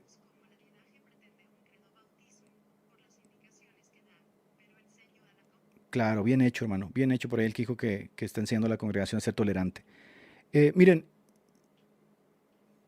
estaba con los adventistas. Los adventistas, para mí los adventistas son un grupo heterodoxo, es decir, juegan mucho con la línea soteriológica en el sentido de que han elevado una doctrina por encima de las demás y la han vinculado a la salvación, o por lo menos no sé si lo hagan formalmente, pero la mayoría de los adventistas con los que yo hablo terminan elevando el sábado como tanto o más necesario que cualquier otra doctrina para la salvación. Ahí está el licenciado en licenciatura que hasta ya anda pensando hacerse raíces frijoleras porque el sábado lo puso a babear. Si es así, si el sábado es necesario para la salvación, esa es una secta. Punto. Si hay aquí un adventista que piense que es necesario guardar el sábado para ser salvo, usted no está en una iglesia, usted está en una secta. Si a usted le han enseñado que dentro de las consideraciones de la vivencia espiritual está el guardar el sábado, pero usted puede guardar el jueves, el miércoles, el viernes, no hay problema. Usted comparte junto con nosotros todas esas adiáforas que forman parte del mundo protestante evangélico y que forman parte también de las disquisiciones que hubo en la iglesia primitiva. Si usted cree que para ser salvo se necesita guardar el sábado, usted está podrido, de la cabeza a los pies. Usted está en una secta. Le elevaron una doctrina secundaria a nivel superlativo. Y entonces, ¿qué pasa? Que efectivamente estas sectas tienen que tener su propio criterio, ¿verdad? Para validar sus cuestiones y decir, no, son ellos los que están putrefactos. No, yo no voy a decir eso. Yo voy a decir lo siguiente. Yo voy a decir, si usted cree en la Trinidad y en la regla de fe y la sostiene y no le añade nada a ella ni le quita, usted es cristiano con todas las de la ley. Me guste o no me guste sus fundadores. Si ellos edificaron sobre la base de los apóstoles, ¿quién soy yo para referirles o requerirles algo más, no? Pero si usted me viene con que si yo no guardo el sábado yo estoy perdido, usted está tanto más putrefacto que todos los herejes que la iglesia ha condenado. Y miren, aquí viene otra cuestión. Ahora que Eddie vino a la fe protestante, a la fe cristológica, católica, ortodoxa, salió el brujo Polo diciéndole que si no hablaba lenguas, no era salvo. ¿De dónde aprendió eso el brujo Polo? Ah, de su secta. En su secta le enseñaron que las lenguas son tienen que tener una connotación soteriológica. Eso es la mala teología de las sectas. Si yo leo en la Biblia que las lenguas son un don, rayos, ¿verdad? Son un don y que por lo tanto el Espíritu Santo reparte como Él quiere, quiere decir que el Espíritu Santo no le va a dar el don de lenguas a todos, ¿verdad? Estoy haciendo una lectura somera de 1 Corintios 12. Bueno, el brujo Polo dice que no, que Eddie no fue salvo porque no habló en lengua. Bueno, eso es una estupidez, por eso son sectas. Las sectas tienen la característica de que añaden a la regla de fe. La mejor forma de reconocernos en nosotros, no diciendo mi denominación, sino mi denominación sigue la regla de fe. Mi denominación es ortodoxa por cuanto se mantiene en la regla de fe. Y esto a los evangélicos nos va a ayudar a dejar todos esos, no sé, como esos picos, ¿no?, de altanería, de decir mi denominación. No, señor. El protestantismo, al afirmar su conexión con la Iglesia Universal, tiene un llamado implícito a ser inclusivo y global en su alcance. Eso es así. Y en la página 55 dice Orlund, desde los credos apostólicos hasta los concilios ecuménicos, el cristianismo ha mantenido una continuidad esencial en su núcleo doctrinal. Bueno, entonces, si nosotros vemos que los papistas creen en la regla de fe y recitan el credo en sus misas, ¿por qué nos oponemos a ellos? Aquí viene la respuesta, y por eso vemos la necesidad de la reforma. Cuando la regla de fe es violentada, añadiendo a su exposición enseñanzas ajenas al cuerpo de Cristo, se ha roto decisivamente con la catolicidad y se ha creado una nueva iglesia. En cambio, cuando la regla de fe no es seguida, sino que se desprecia como punto de cohesión, no se ha creado una nueva iglesia, sino se ha vuelto al camino de las sectas. Las sectas niegan la regla de fe. A ver, los testigos de Jehová niegan la cristología ortodoxa, niegan que el Hijo sea plena y completamente Dios en igualdad al Padre y al Espíritu Santo. Lo niegan el dogma de la Trinidad, lo cual viene en la regla de fe. Los mormones son triteístas, esos tíos le dieron un cuerpo al Espíritu Santo. Yo no sé cómo el Espíritu Santo convive con ellos, ¿no? Si los cuerpos tienen que estar localizados físicamente en algún lugar. Bueno, ve toda la roña, son triteístas. Los sabelianos, que es la secta más aberrante y asquerosa que puede existir, ¿no? Esa es una secta de burros, literalmente. Esos no solamente tienen a un esquizofrénico, ¿no? Hablando con un megáfono con él mismo, sino que aparte dicen que si no hablas lenguas no eres salvo. O sea, esta es la secta más asquerosa que puede haber. Esta es la secta más putrefacta. Por eso el sabelianismo no prosperó más allá del segundo siglo. La gente que escuchó esto loco dijo, ¿qué es esta tontería? Jesucristo hablando con un megáfono, como un esquizofrénico, ¿no? Con una patología. Entonces, las sectas niegan la regla de fe. El papismo no niega la regla de fe. Añade a la regla de fe doctrinas al mismo nivel de ella. Ojo, sectas niegan la regla de fe. Papismo añade a la regla de fe. ¿Y qué añadió a la regla de fe el papismo? Los dogmas de carácter soteriológico que son necesarios creerlos, ya no solo tienes que creer en la naturaleza del Padre, del Hijo y del Espíritu Santo, ya no solo tienes que creer en la muerte vicaria y sustitutoria de Cristo, en su expiación con su sangre y en su resurrección, sino que ahora también tienes que creer en el himen de María que no fue roto. Si tú no crees que el himen de María no fue roto, tú no puedes ser salvo. Has negado la fe católica, dicen los papistas. A ver, explíqueme, ¿cuál diferencia hay entre el brujo Polo, que dice que si no hablas lenguas no eres salvo, y los papistas que dicen, si tú no crees que el himen de María permaneció impoluto, no eres salvo? Son la misma idiotez los dos. Los dos tomaron una cuestión piadosa, ¿no? Una cuestión secundaria, y la elevaron por sus pistolas al nivel superlativo de la salvación. Entonces ahora es tanto más importante creer en la resurrección de Jesucristo, pero también en el himen de María que no fue roto. Así estúpida es la secta papista. Ojo, ellos no le quitaron nada a la regla de fe. Le añadieron. Son las sectas las que le quitaron. Y en esa mariolatría descarada y desquiciada dijeron, no, ahora también es necesario que también creas que María fue asunta. No, yo no quiero creer eso. Ah, si no lo vas a creer, no. Ah, pues no eres salvo. Has negado la fe. Y la ira de Pedro y de Pablo y de los santos apóstoles y los ángeles y la ira del Cordero caiga sobre ti. Entonces ahora tengo que creer que su diosa roñosa fue asunta a los cielos, ¿no? También. Pero no se quedaron tranquilos, dijeron, no, y ahora también tienes que creer que ella nació sin pecado, como Jesús. ¿Pero por qué o qué? No, porque sí, perro, así. Pero nadie cree eso, no, pues lo vas a creer. Pero esto ya está excediendo, nos vale un pepino, es nuestra diosa y lo vas a creer, desgraciado. Y vas a creer que es reina del cielo. ¿Y sí lo vas a creer? Vas a creer que es reina del cielo, que la Trinidad la coronó, y vas a creer que su himen no fue roto, y vas a creer que fue asunta, y todo esto lo tienes que creer, porque si no la ira de Pedro, y que nos dejó las llaves, caiga sobre ti y has negado la fe. ¿Y qué hace el pobre católico ignorante, no? Sí, señor Papa, sí, Papa, no me mate, señor Papa, no me mate. Ahí está. Ah, pero no se quedaron tranquilos con eso, sino que todavía en el siglo XIX dijeron, ¿saben qué? El Papa es infalible, vámonos.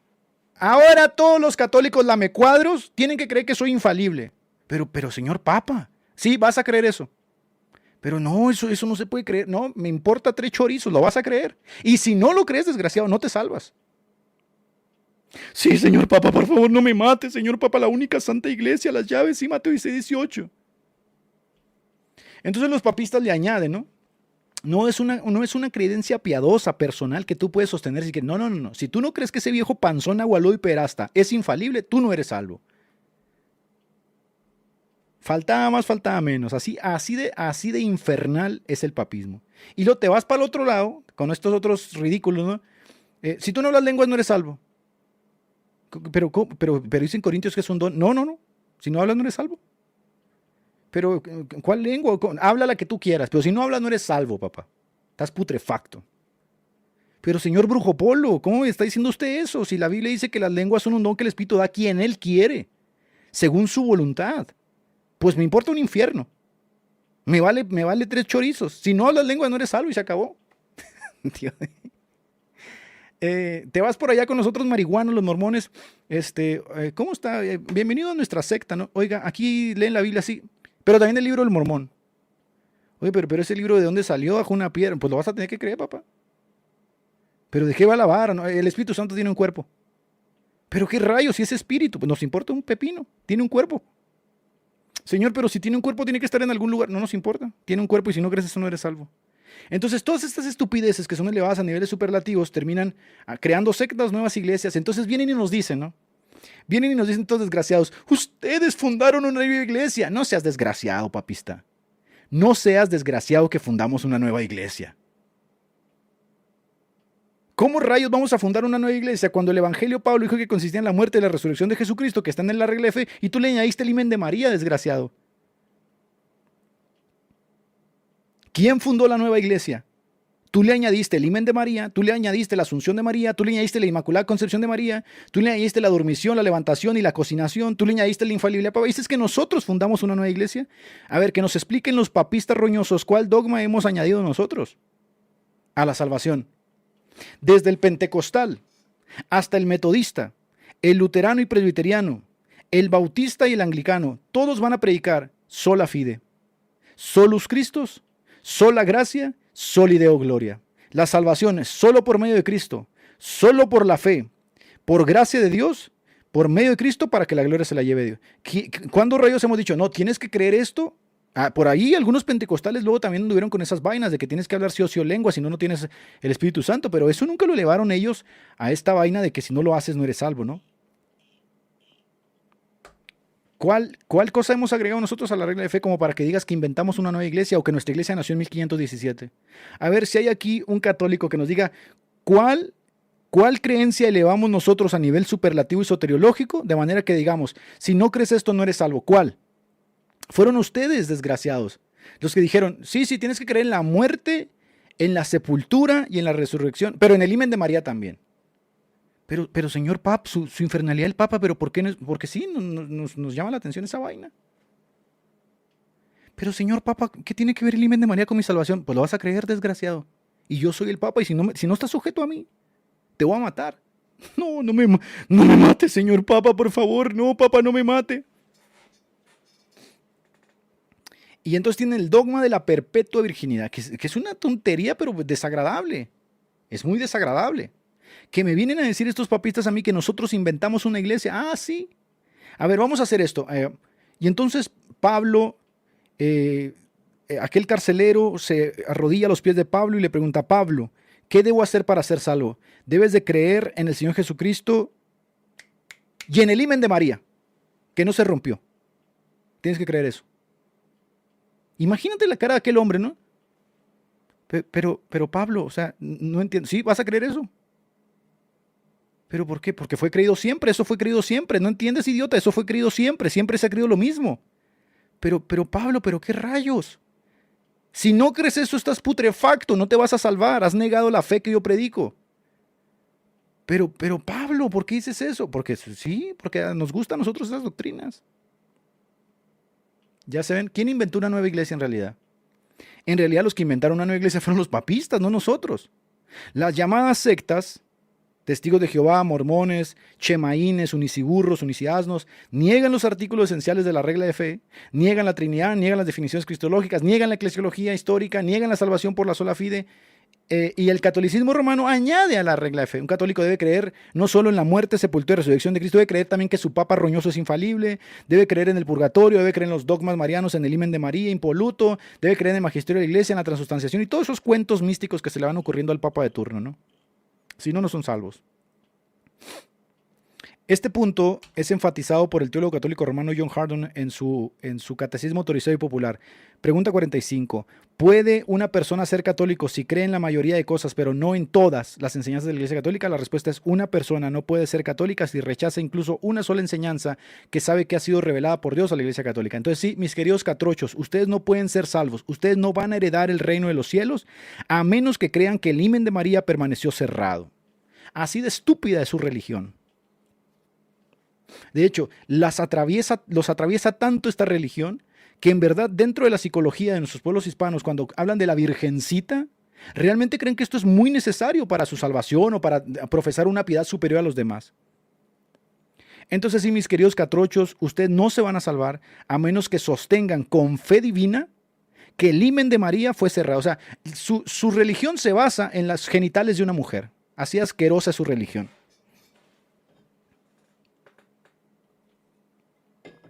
Su salvación depende de lo que ustedes crean de los genitales de una mujer. Y tan estúpidos son sus dogmas que esa mujer estaba casada. Ah, pues no está casada la roña. Pues si está casada no hubo ahí nada. Pero Señor, pero ¿cómo se está casada? No nos importa. Hagan a José, no sé, eunuco, háganlo un monje medieval, hagan lo que quieran, pero a nuestra diosa no nos la tocan. Y así de imbécil, de verdad, es el papismo. O sea, es como te da coraje saber todo lo que el papismo ha hecho con la pobre gente. Si usted no cree esto como papista, usted no se puede salvar porque es un dogma irreformable. De los 44 dogmas que tiene el papismo, 44 se han aventado los tremendos. Hijos de su madre. 44 dogmas se han aventado los muy desgraciados. 44. Y estos dogmas tienen una naturaleza. Son irreformables. Es decir, la iglesia papista no puede echarse para atrás porque resulta que estos dogmas son revelados divinamente por el Espíritu Santo. Entonces, el Espíritu Santo es involucrado en su basurero, ¿verdad? En esta infernalidad religiosa. Involucran al Espíritu Santo en sus asquerosidades. Dicen que el Espíritu Santo le plujo revelarle a la iglesia que en realidad para ser salvos hay que creer que el himen de María estuvo cerrado. Así de estúpida es esta religión. ¿Verdad que sí? Es una tontería, gente. Lo cual a mí me parece un tanto irónico, ¿no? Porque se rasgan las vestiduras. No, ¿cómo te metes con nuestra diosa impoluta y sin el himen tocado? Pero pintan a sus santos chupándole las gomas. Los papistas son una locura total. Entonces dicen que nosotros, fíjese, cuando ellos les digan, tu iglesia nació en 1517. Nuestra iglesia lo único que hizo fue recuperar la regla de fe. Que ustedes bastardos lo que hicieron, porque no son hijos del Dios verdadero, son bastardos. Ustedes lo que hicieron fue envenenar esa regla con todas sus parafernalias y fetiches y supercherías que van añadiendo día a día. Es más, yo le pregunto aquí a un catrocho romano, ¿qué pasa si él no cree en la perpetua virginidad? No se salva, señor. Usted no se salva, señor. Chupapi muñeño, usted no se va a salvar, papito. Usted tiene que creer sí o sí lo que su papa infernal le dice. ¿Ya te das cuenta por qué los eslogans de la reforma son tan necesarios? Solo Christus, qué himen y qué 8 cuartos. Solo Christus. Su muerte, sepultura y resurrección son más que suficientes. ¿Y cómo yo me hago partícipe de la gracia salvífica? Por la fe, y la fe sola como causa instrumental, para que la gloria se la lleve totalmente Dios y digamos soli deo gloria. ¿Ya se dieron cuenta por qué Lutero, cuando vio a toda esta muchedumbre amontonada en los cadáveres putrefactos, besando patas de muertos y todo, dijo, a la roña, ¿qué está pasando aquí? Ya basta con todo este hueserío aquí, ¿no? Este hueserío a la roña, entiérrenlo. Entonces, ¿con qué nos vienen? Nos vienen con una suerte de sofismas, que nuestra iglesia nació en 1517, dicen. Que nuestra iglesia nació en 1500, dice, no, la reforma no fue ninguna iglesia, ni tampoco fundaron ninguna iglesia. La reforma fue un movimiento. De hecho, el término correcto son reformas. ¿Qué estaban reformando? A esa putrefacta institución que tú atiborraste de toda tu ponzoña, ¿no? Eso es lo que estaban haciendo los reformadores. La reforma fue un movimiento para volver a los fundamentos de la regla de fe del cristianismo, no para crear algo nuevo. Y si la reforma creó algo nuevo, no lo creó a expensas de la regla de fe. Si la reforma tiene creencias que los primitivos no tenían, estas creencias no están más arriba ni más abajo de la regla de fe, es decir, son indiferentes, son secundarias. Nosotros no hemos agregado absolutamente nada a la salvación, que es el vínculo que tenemos con Cristo, siendo Él cabeza del ángulo, ¿sí? Principio de los principios. Y sobre esa cabeza estamos edificados bajo la enseñanza de los apóstoles, que nunca nos enseñaron estas estupideces. A mí Pablo nunca me enseñó que yo tengo que creer en el himen de una mujer para ser salvo. A mí Pedro nunca me enseñó que yo tengo que adorar una galleta, sacarla en procesión y arrastrarme con ella para ser salvo. A mí el apóstol Juan nunca me enseñó que podía existir una persona inmaculada. Me dijo todo lo contrario, me dijo que todo aquel que dice que no tiene pecado es mentiroso, ha hecho mentiroso a Dios. Entonces a mí los apóstoles me enseñan todo lo contrario a la que esta secta aberrante me enseña. A mí nunca me enseñaron que yo tenía que creer que un hombre era infalible para irme al cielo. A mí el apóstol Pedro nunca me enseñó eso. Pablo nunca me enseñó eso. Y a mí, yo gentil, a mí se me fue dado, por amor de Dios, un apóstol, el apóstol de los gentiles. A mí se me fue concedido un apóstol que me educó, me enseñó por medio de sus palabras. Y a mí él nunca me dijo, Edgar, tienes que creer en un viejo panzón infalible porque si no te vas a salvar. Me dijo todo lo contrario. En los últimos días, dijo, vendrán hombres engañadores, amantes de los placeres, que prohibirán casarse, prohibirán comida. Bueno, todo eso lo ha hecho el Papa. A mí eso sí me lo enseñó Pablo. Y yo me debo a Pablo porque Pablo estaba profetizado según el profeta Isaías. Pablo mismo nos dice que Dios lo escogió desde el vientre de su madre para que anunciara luz a los gentiles. Y él fue el profeta y apóstol de los gentiles. Entonces yo no tengo ninguna obligación de someterme a un viejo marrano allá en el Vaticano en corredor de pederastas para ser salvo. Yo lo único que tengo que hacer es lo que Pablo dijo. Este es el evangelio que yo predico, el cual ustedes creéis y en el cual ustedes si se mantienen firmes son salvos. Y este es el evangelio que yo recibí, 1 Corintios 15:3, que Jesucristo fue muerto, Jesucristo fue sepultado y Jesucristo resucitó al tercer día conforme a las Escrituras. Y se cumplen en las Escrituras. Por lo tanto, le ha placido a Dios anunciar salvación a todos los hombres por medio de este hombre que fue crucificado, muerto y resucitó. Este hombre, al cual se le ha concedido un nombre sobre todo nombre, Rey de Reyes, Señor de Señores, es el medio por el cual nosotros encontramos salvación y vida eterna, porque no hay otro nombre debajo del cielo por el medio del cual los hombres sean salvos, sino Jesucristo hombre. Es el único intercesor, el perpetuo sumo sacerdote, el perpetuo profeta, el perpetuo rey. Y por supuesto, yo no necesito creer todas las tonterías que el papado enseña, porque si yo creo en Cristo como mi Salvador, el Espíritu Santo viene a morar a mi espíritu y darme testimonio con celo ardiente, porque el Espíritu Santo nos cela ardientemente para no tener comunión con los demonios y el altar de los ídolos, y nos dice, efectivamente, ustedes han sido sellados para el día de la redención. Y este Espíritu Santo que los convence de pecado, que los santifica, que los ayuda, es solamente las arras de la herencia que van a recibir. Para que venga un papista roñoso y me diga de la nada que si yo no creo en ese viejo panzón del Vaticano que es infalible, yo no soy salvo, hay que ser idiota para creer eso. Hay que ser idiota para creer eso. Porque la semilla o puede caer en la piedra, o puede caer en terreno donde no hay raíz, o esa semilla puede caer en buena tierra. Y en mi caso, la semilla, que fue el evangelio de la verdad, cayó en buena tierra. ¿Qué quiere decir? Que mi casa está fundada sobre la roca, y la roca no es el papa roñoso pederasta, la roca es Cristo. Y como la roca es Cristo, yo tengo que creer algunas cosas de Cristo. Primero, porque esto está en Hebreos 6, ¿verdad? Yo tengo que creer, como dice en Hechos 17, que Dios estipula un día por el cual Dios juzgará a los hombres por medio de este hombre. Pero también me dice, porque Dios no es un Dios injusto, Dios es un Dios justo que le dará el pago a cada uno de nosotros, ¿verdad? Y como cada uno de nosotros somos culpables delante del tribunal de Dios, necesitamos a alguien que pague por nosotros o nosotros pagar. Bueno, los católicos inventaron otro método. Ellos dicen que ellos van a pagarle a Dios con sus buenas obras. Bueno, inténtenlo, roñosos. Inténtenlo a ver si pueden. Primero a ver si pueden salvarse de la conciencia de obras muertas. Porque la única forma de salvarse de la conciencia de obras muertas que te acusa como órgano rector día y noche es siendo lavado con la sangre de Cristo. Pero tú no crees en Cristo, tú también crees en el himen de María. Bueno, que te lave el himen de María. Que te lave el Papa Panzón la conciencia de obras muertas. Por eso Jesucristo le dijo a la mujer del pozo de Jacob, le dijo, esta agua que tú tomas, esta agua religiosa, te sigue dando sed, tan pronto se acaba. El agua que yo doy salta para vida eterna. A ver, intenten salvarse por sus buenas obras, inténtenlo. Y el día que aparezcan delante del tribunal de Dios, ¿verdad? Con esa conciencia que es el órgano rector que da testimonio de que Dios es justo, a ver si pueden. Por eso andan arrastrándose como gusanos. Porque la conciencia les funciona, pequeños, ¿verdad que se dan cuenta de eso? La conciencia les funciona y la conciencia da testimonio, dice la Biblia. Aprobándonos unas veces y regañándonos otras veces. Bueno, a ustedes la mayoría de las veces los regaña, porque Hebreos dice que la única forma de que la conciencia tosigada por el pecado, la naturaleza caída del hombre, sea disipada, ¿verdad? Sea mitigada, es con la sangre de Cristo. Y ustedes me dicen que ustedes se van a salvar por sus buenas obras. Inténtenlo. Intenten salvarse por sus buenas obras. Preséntense delante del Señor con sus harapos de inmundicia. Preséntense y díganle, Señor, yo hice 35 mandas, me arrastré como un gusano por toda la Basílica de Guadalupe. Díganle eso en el día final a aquel que es santo y puro de ojos. Aquel que habita en la luz inaccesible. Díganselo en el día final, catrochos. Díganselo. Díganle, Señor, yo creí en el himen de María y en la infalibilidad del Papa. Díganselo, a ver qué les dice el Señor. Yo he creado un solo camino, dijo Dios. De tal manera amó Dios al mundo, que en correspondencia a ese amor les dio el himen de María, ¿verdad? Inútiles. ¿Verdad que no dice eso? Dice así, de tal manera amó Dios al mundo, que ha enviado ¿a quién? A María, ¿verdad? Como dijo el otro ignorante. Por lo tanto, podemos decir, como dice Juan 3:16, de tal manera amó María al mundo. Eso es lo que sucede justamente cuando esta gente no está sustentada sobre la roca. De tal manera amó Dios al mundo que hizo ¿qué? Envió a su Hijo.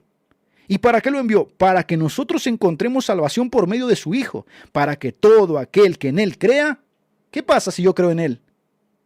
A ver, papistas que están aquí en el chat. ¿Qué pasa si yo creo en el Hijo tal como está profetizado en el oráculo divino del apóstol Juan?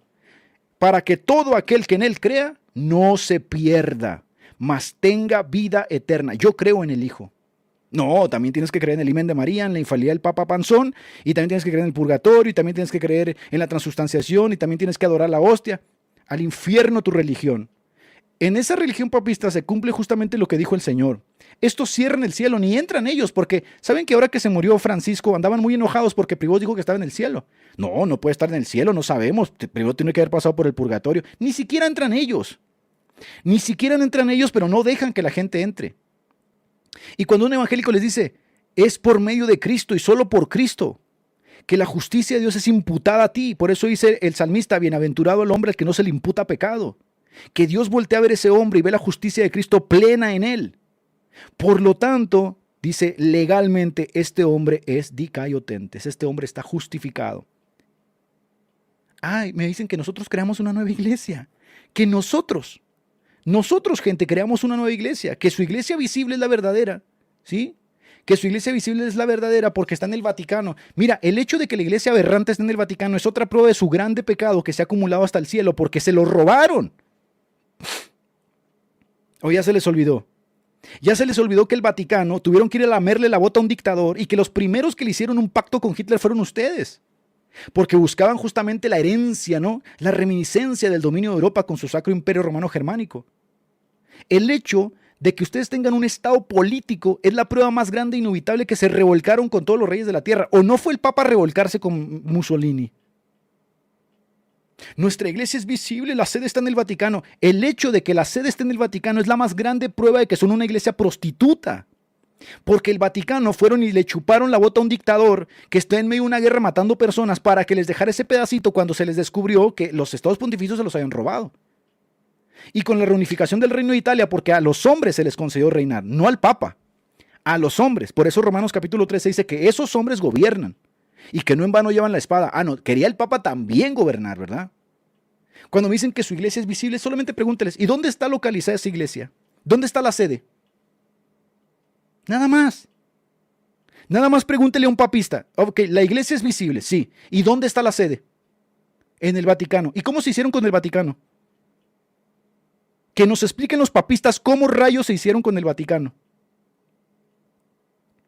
Con los concordatos de Letrán en 1929, cuando el Papa fue y se roñoseó, se revolcó como una prostituta, como una gata puerca, ¿verdad? Se revolcó con Mussolini para que no le dejaran sin un pedacito. Porque ¿saben qué hizo? El muy ridículo. Se llamó rehén.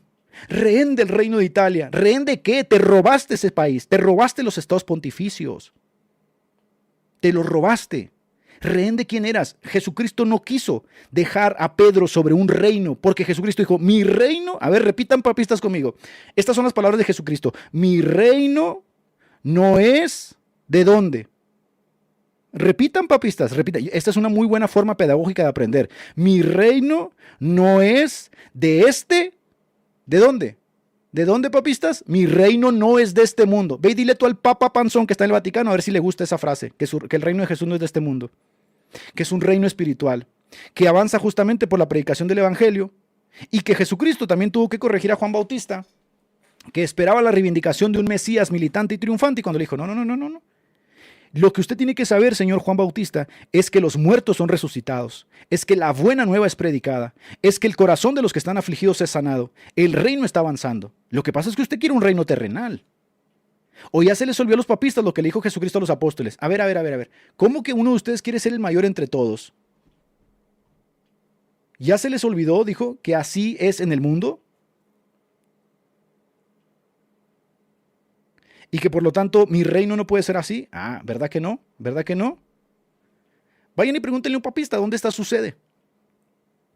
Pregúntenle a un metodista dónde está su sede. No tenemos sede, papá.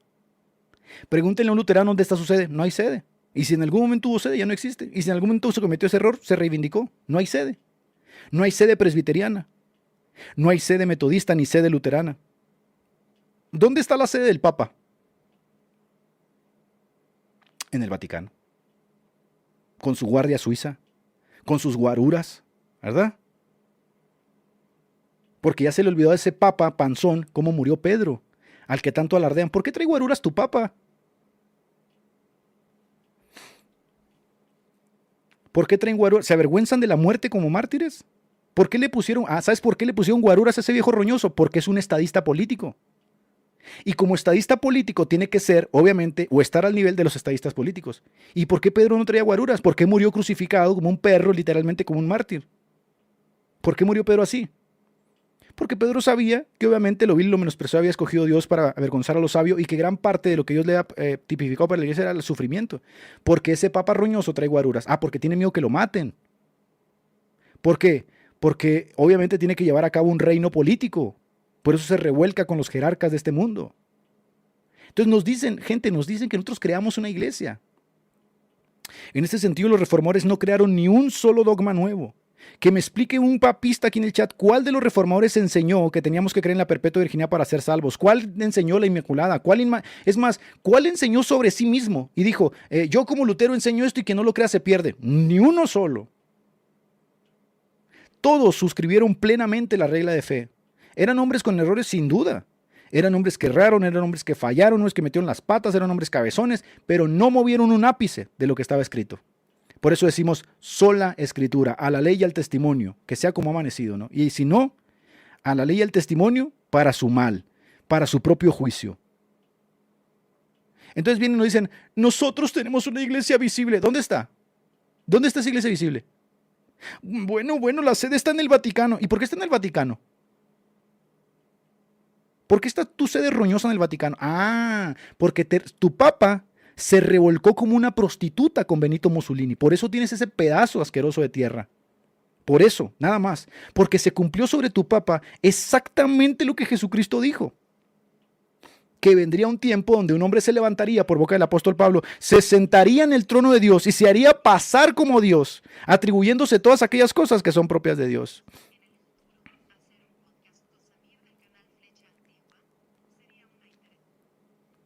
Bien. Esta es la visión que te quiere vender el papista. Mira, pon mucha atención. No se las compres, hermano. Ni un poco. Esa idea de que nosotros nos parió Roma, no se las compres ni un solo momento.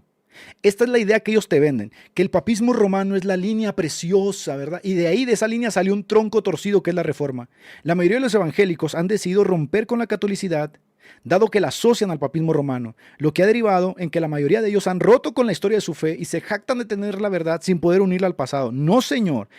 Esta es la verdadera forma de verlo.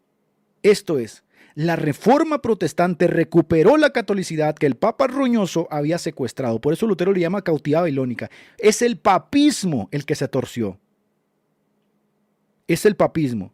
De la catolicidad se parió al papismo, que es una aberrante secta. De ahí surgió.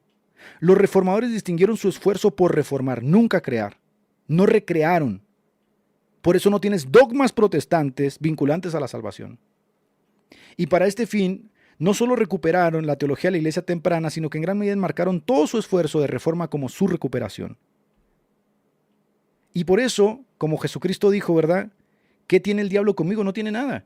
¿Qué tienen los papistas con nosotros? Que nos digan cuál dogma inventamos que es vinculante a la salvación. Ninguno. Ahora yo le pregunto a un papista, si tú no crees que el himen de María permaneció cerrado, ¿eres salvo? No eres, papá. Tú necesitas creer que Jesucristo murió y resucitó, pero también necesitas creer que María no tuvo relaciones. Tu salvación depende de los genitales de una mujer. Así asqueroso es la religión en la que militas. Ahí quédate. Ahí quédate, porque si piensas que yo estoy aquí para convencerte, que te convenza el Espíritu Santo, que esto es para mi pueblo. Porque como dice la Biblia en Apocalipsis, el que es impuro, el que es cerdo, que sea cerdo todavía más, ¿verdad? Y para los impuros todas las cosas son pecaminosas. Entonces yo sé que estás rabiando y echando espuma por la boca porque estamos hablando de toda la aberrancia que constituyó tu papismo a través de los siglos. Y como dice Matthew Barron, ¿no? Que ahora anda coqueteando también ahí con el papismo, los reformadores creían que sus enseñanzas, en contraste con las de Roma, no solamente eran fieles a la Escritura, sino también leales a la tradición católica. Venir a decir que a nosotros nos parió Roma cuando todos los eruditos dicen, no, nosotros realmente recuperamos la catolicidad que el papismo torció. Esa es la realidad, así es la lectura, esa es la forma correcta. La catolicidad es un asunto teológico, no institucional. Nuestra unidad con la Iglesia Universal se basa en la continuidad del Evangelio, no en estructuras externas. Miren, para cuando vengan y les digan, tu iglesia la fundó Lutero. Sí, nuestra iglesia, nuestra denominación, en donde nosotros militamos, tuvo por cabeza a Lutero. Yo te pregunto, ¿Lutero edificó encima correctamente del fundamento apostólico o no? O, como dice 1 Corintios capítulo 3, El fundamento ya está puesto, eso no se puede mover. Y eso es lo que se consideró la regla de fe. Lutero puso algo encima de ese fundamento que sea contrario a él. ¡Pum! Dime qué puso Lutero encima del fundamento de la regla de fe que sea contrario a él. O hizo como dijo Pablo, sobreedificó encima de él correctamente. Efectivamente, sobreedificó sobre un fundamento, no creó otro fundamento Lutero. No creó un nuevo fundamento.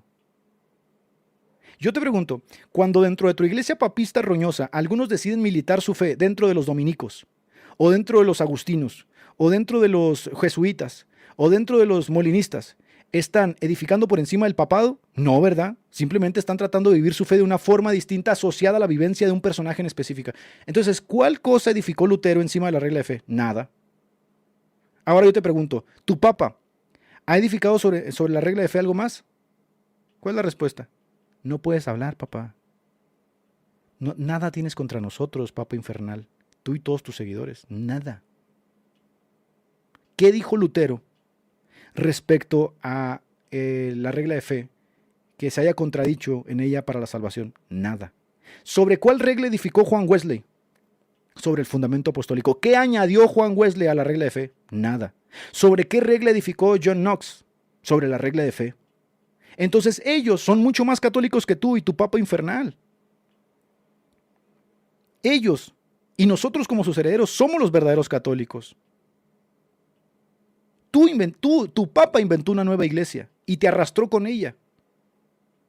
Y piensas que con estas frasecitas de, pero la fundó un humano. Sí, efectivamente, porque la iglesia está constituida por humanos. Y los que militan en ella son humanos, los pastores son humanos.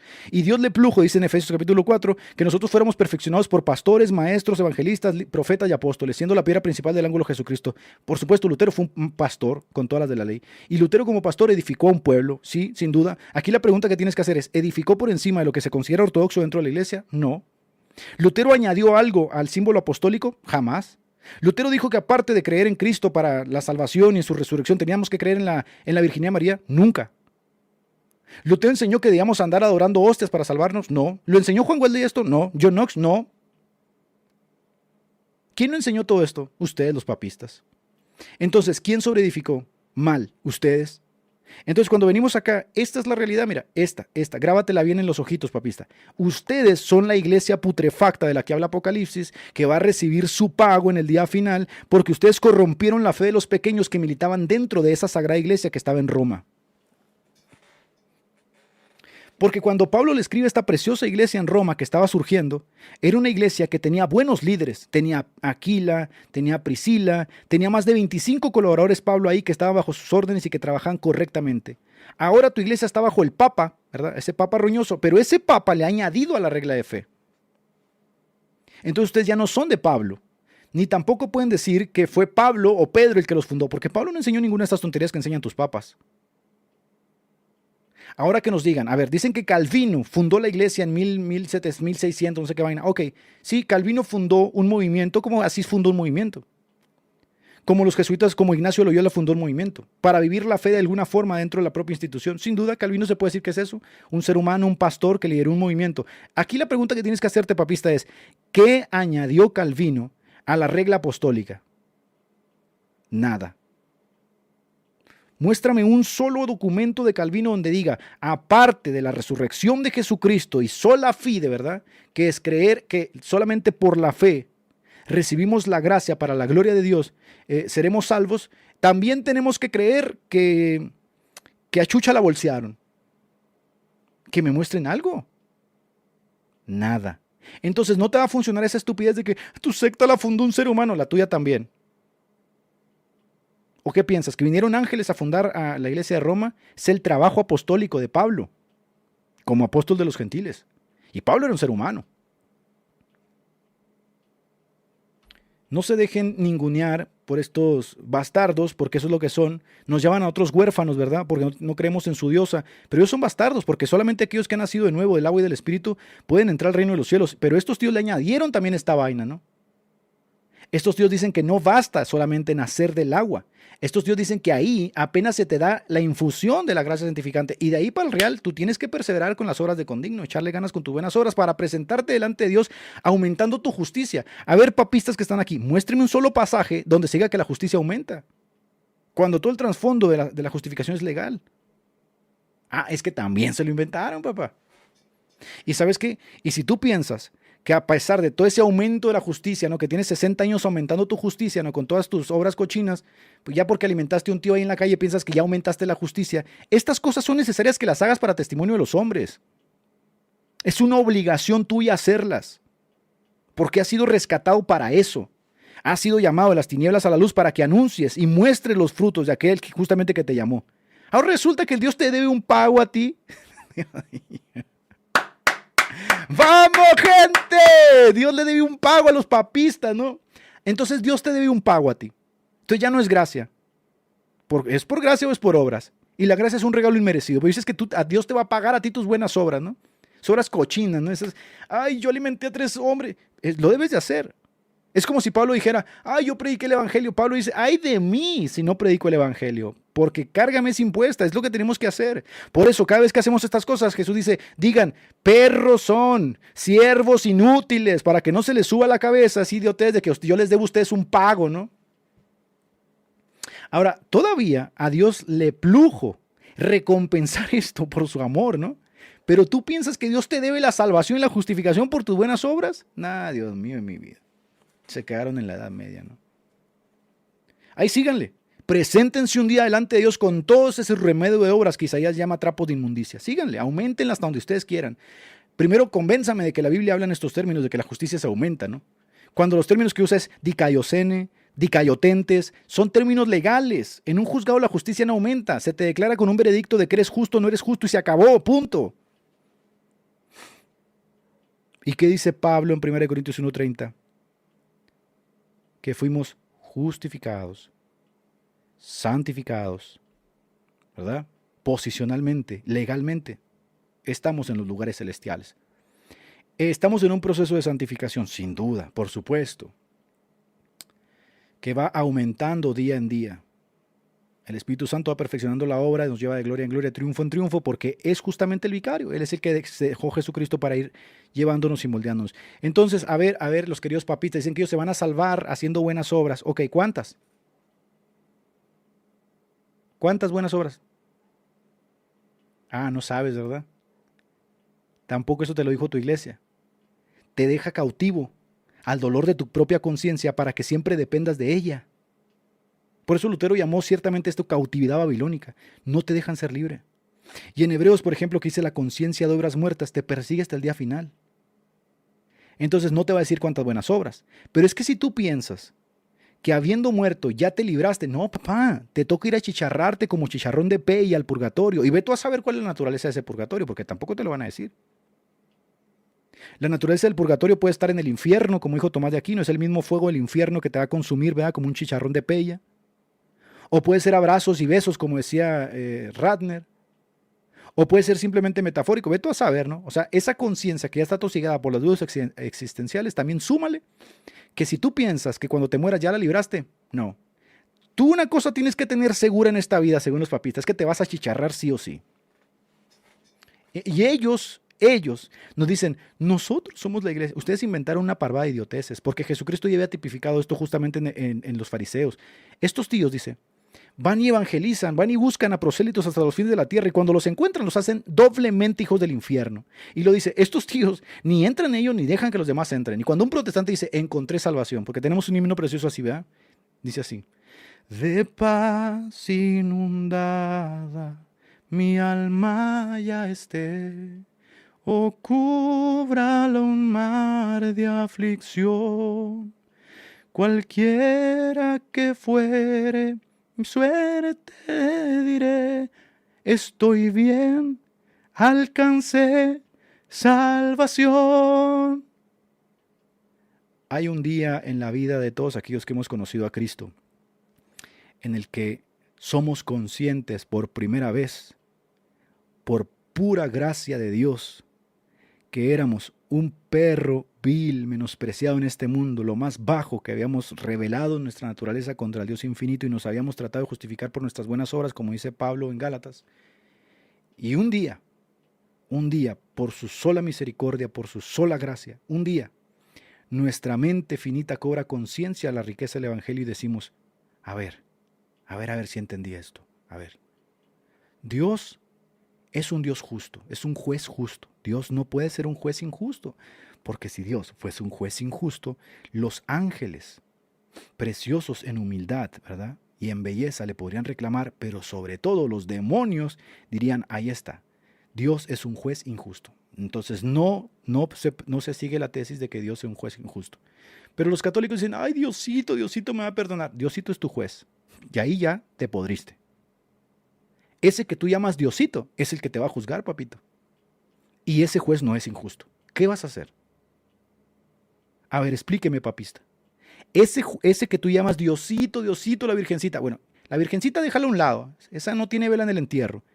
El que tú dices Diosito, ese es el que te va a juzgar en el día final. Y ese que tú llamas Diosito no es injusto. Entonces tus emociones, tu lloriqueo, tu sentimentalismo no lo va a convencer, así como tú no convences a un juez corrupto aquí en la tierra por mucho que lloriquees. Si tú no convences a un juez corrupto en la tierra con tu lloriqueo y con tus arrastrándote por el juzgado y haciendo todas esas payasadas, mucho menos al Dios creador del universo, que es justo en su naturaleza. Porque uno de sus atributos es que es justo. Y es un atributo comunicable su justicia. Por eso tienes una conciencia. La conciencia atestigua que ese Dios es justo, ¿verdad? ¿Por qué intentas hacer buenas cosas, Catrocho? Porque sabes que Dios es justo.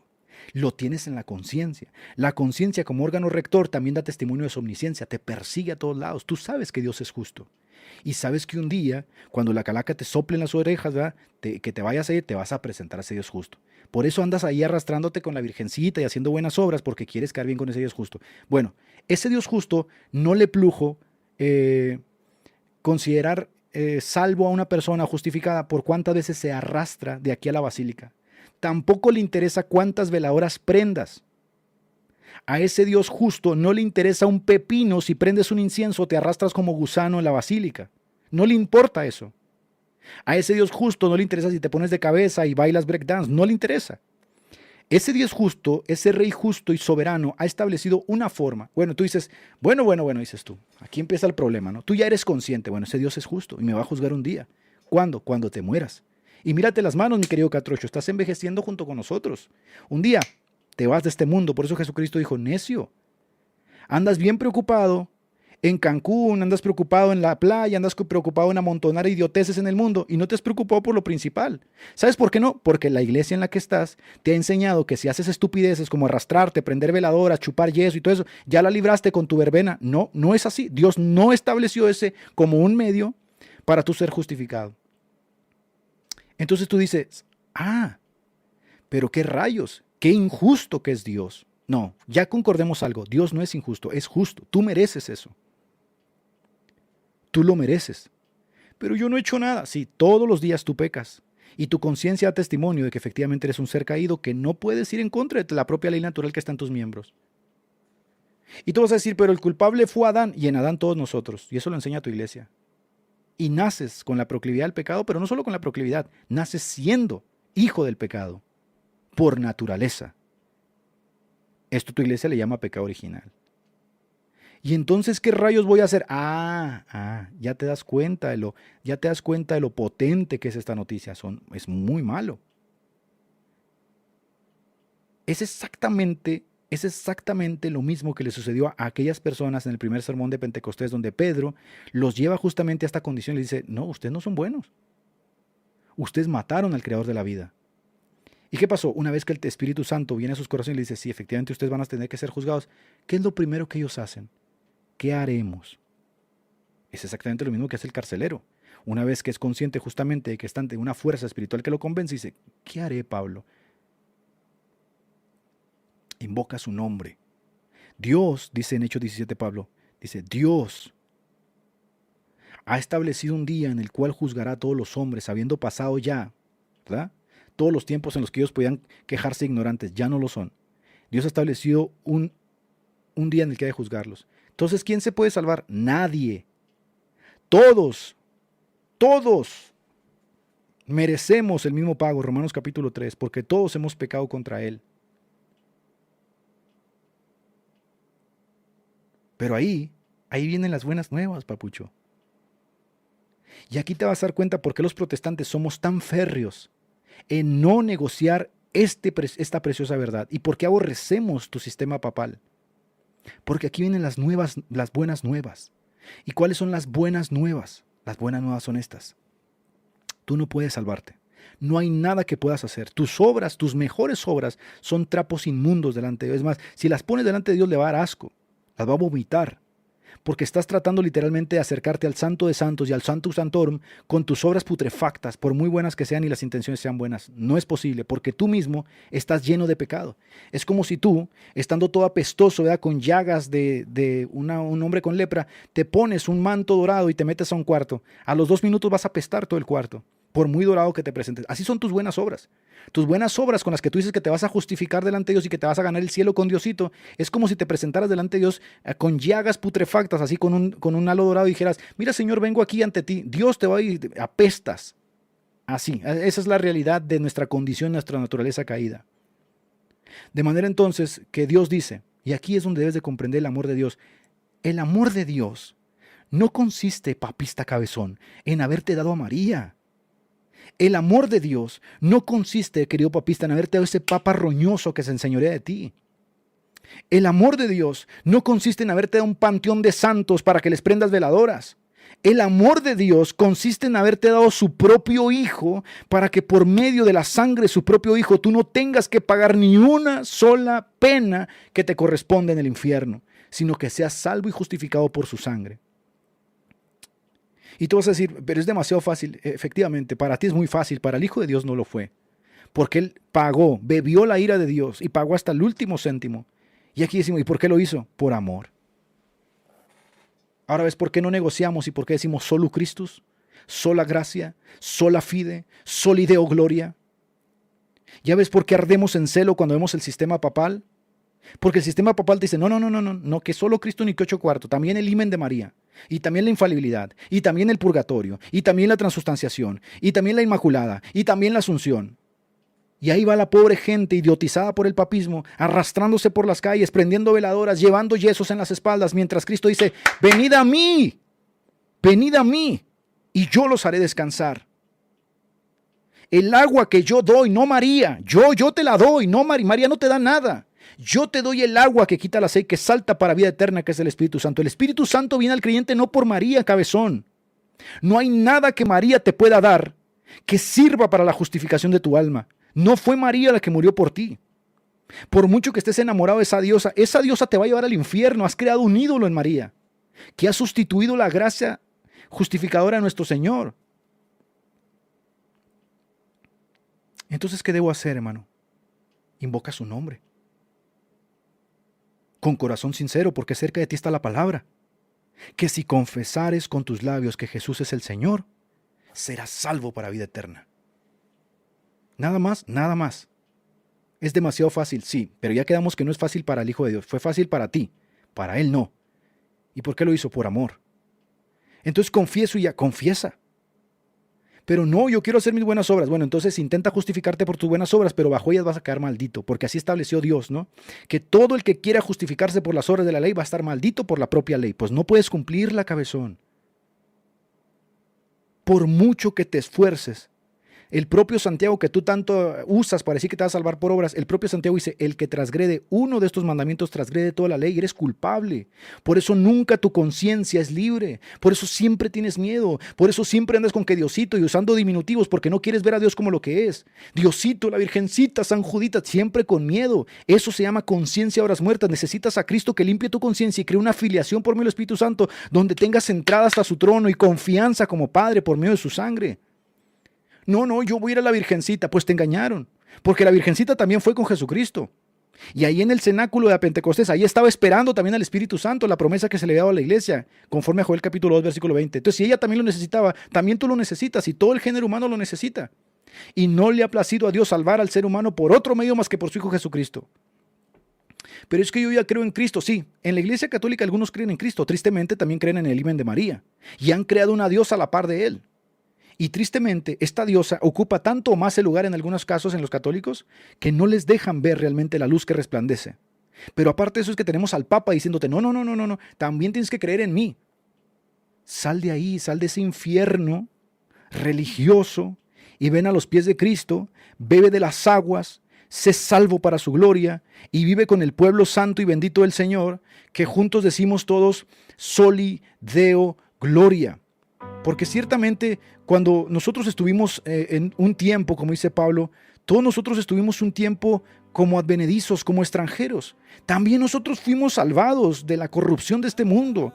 También nosotros fuimos salvados de los ídolos. También entre nosotros hubo asesinos, entre nosotros hubo gente mala, entre nosotros hubo borrachos, prostitutas, entre nosotros hubo maledicientes, entre nosotros hubo gente totalmente atiborrada de pecados. Anduvimos como advenedizos y también nuestra conciencia nos obligaba a ser religiosos. Y ahí tienes a los narcos con sus propios santos. Y ahí tienes a los ignorantes con la Santa Muerte. Y ahí tienes a otros invocando muñecos de yeso y de metal y de madera. También nosotros anduvimos en ese camino. No somos superiores a nadie, porque 1 Corintios 1:30 dice, todo lo tenemos por gracia, por medio del Hijo que se dio por nosotros. Bendito sea su nombre.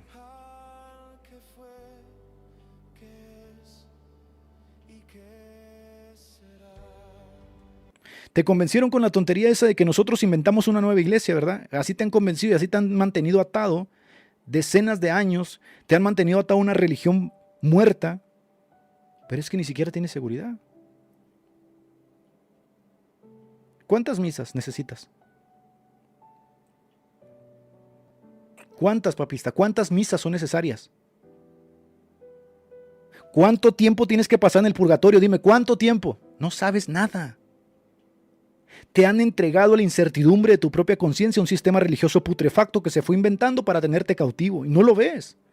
Dime, ¿cuántas misas de sufragio? ¿Cuántas indulgencias? ¿Cuántos años en el purgatorio? ¿Cuántos rezos? ¿Cuántos rosarios? ¿Cuántas mandas? ¿Cuánto más? ¿Y cuánto más va a añadir la iglesia en los próximos siglos? ¿Cuánto más si es que Cristo no viene? ¿Cuánto más? Por ahí se dice la novela, ¿verdad? Del peregrino, dice que cristiano lleva una grande carga en la espalda. Y le van aumentando y aumentando y aumentando y aumentando. Cristo está tan lejos de ellos, pero no porque Cristo esté lejos, sino porque en su lugar les pusieron a un ser creado, María. Ay, la Virgencita, yo soy tan devoto de la Virgencita. La Virgencita no te va a ayudar en nada, porque el único problema que tú tienes en este mundo con Dios es que eres injusto delante de Él y por lo tanto vas a ser juzgado. Y la Virgencita no murió en ninguna cruz, ni tampoco su sangre era preciosa como de un cordero sin mancha para poder pagar por ti. Ella también estuvo en el cenáculo de Pentecostés creyendo en la promesa que tú no quieres creer. ¿Cuánto más? A ver, ¿qué más necesitas?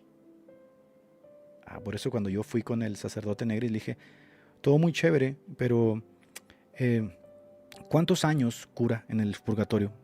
Nadie sabe. Órale. Y lo vas a la Biblia y lees 1 Corintios, ¿no? Y dice Pablo, si tú crees, eres salvo. Y ahí hay un sesgo, ¿no? A ver. Pablo dice que si creo soy salvo. Y el cura me dice que yo tengo que ir a chicharrarme como un cerdo en el purgatorio, que me van a hacer carnitas. Y nadie sabe. Y si a él le place, porque él tiene el poder de hacer misas por mí, quedo a merced totalmente de un sistema religioso que en vez de ayudarme parece que me aborrece. Ese sistema en vez de ayudarme parece que me aborrece porque impone cargas que ni siquiera ellos llevan. ¿Y qué dice Cristo, mis queridos hermanos? Venid a mí y encontraréis descanso.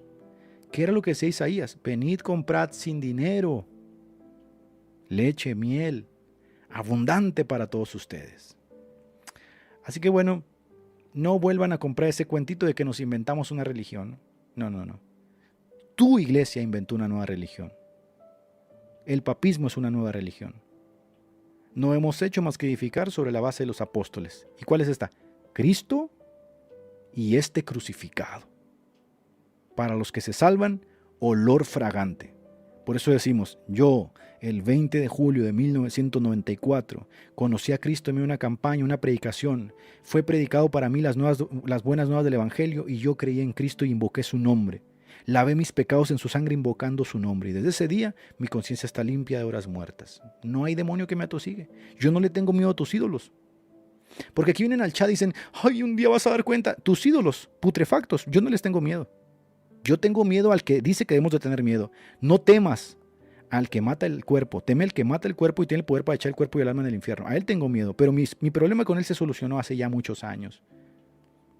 Él y yo andamos juntos. Ese problema con él está solucionado, mi hermano. Porque Romanos capítulo 5 dice, justificados pues por la fe tenemos paz para con Dios. Entonces yo no le tengo miedo a tus ídolos de yeso, de madera, a tus vírgenes, a panteón de muertos. Nada tienen conmigo. Porque ni lo presente, ni lo pasado, ni lo por futuro, ni lo porvenir, ni ángeles, ni potestades, ni principados, nada puede separarme del amor de Dios. No le tengo miedo a tus dioses. Le tenía miedo a Dios, que era el que me iba a juzgar. Y ese asunto, mi pana, ya se solucionó. Ese asunto ya está solucionado. Y no lo solucioné yo. ¿Sabes quién me lo solucionó? El Cordero de Dios que quita el pecado del mundo. Él me lo solucionó. ¿Por qué? Por su pura gracia y amor. Yo lo único que tuve que hacer es, creo, Señor. Es todo. Bienvenido a la familia del Señor.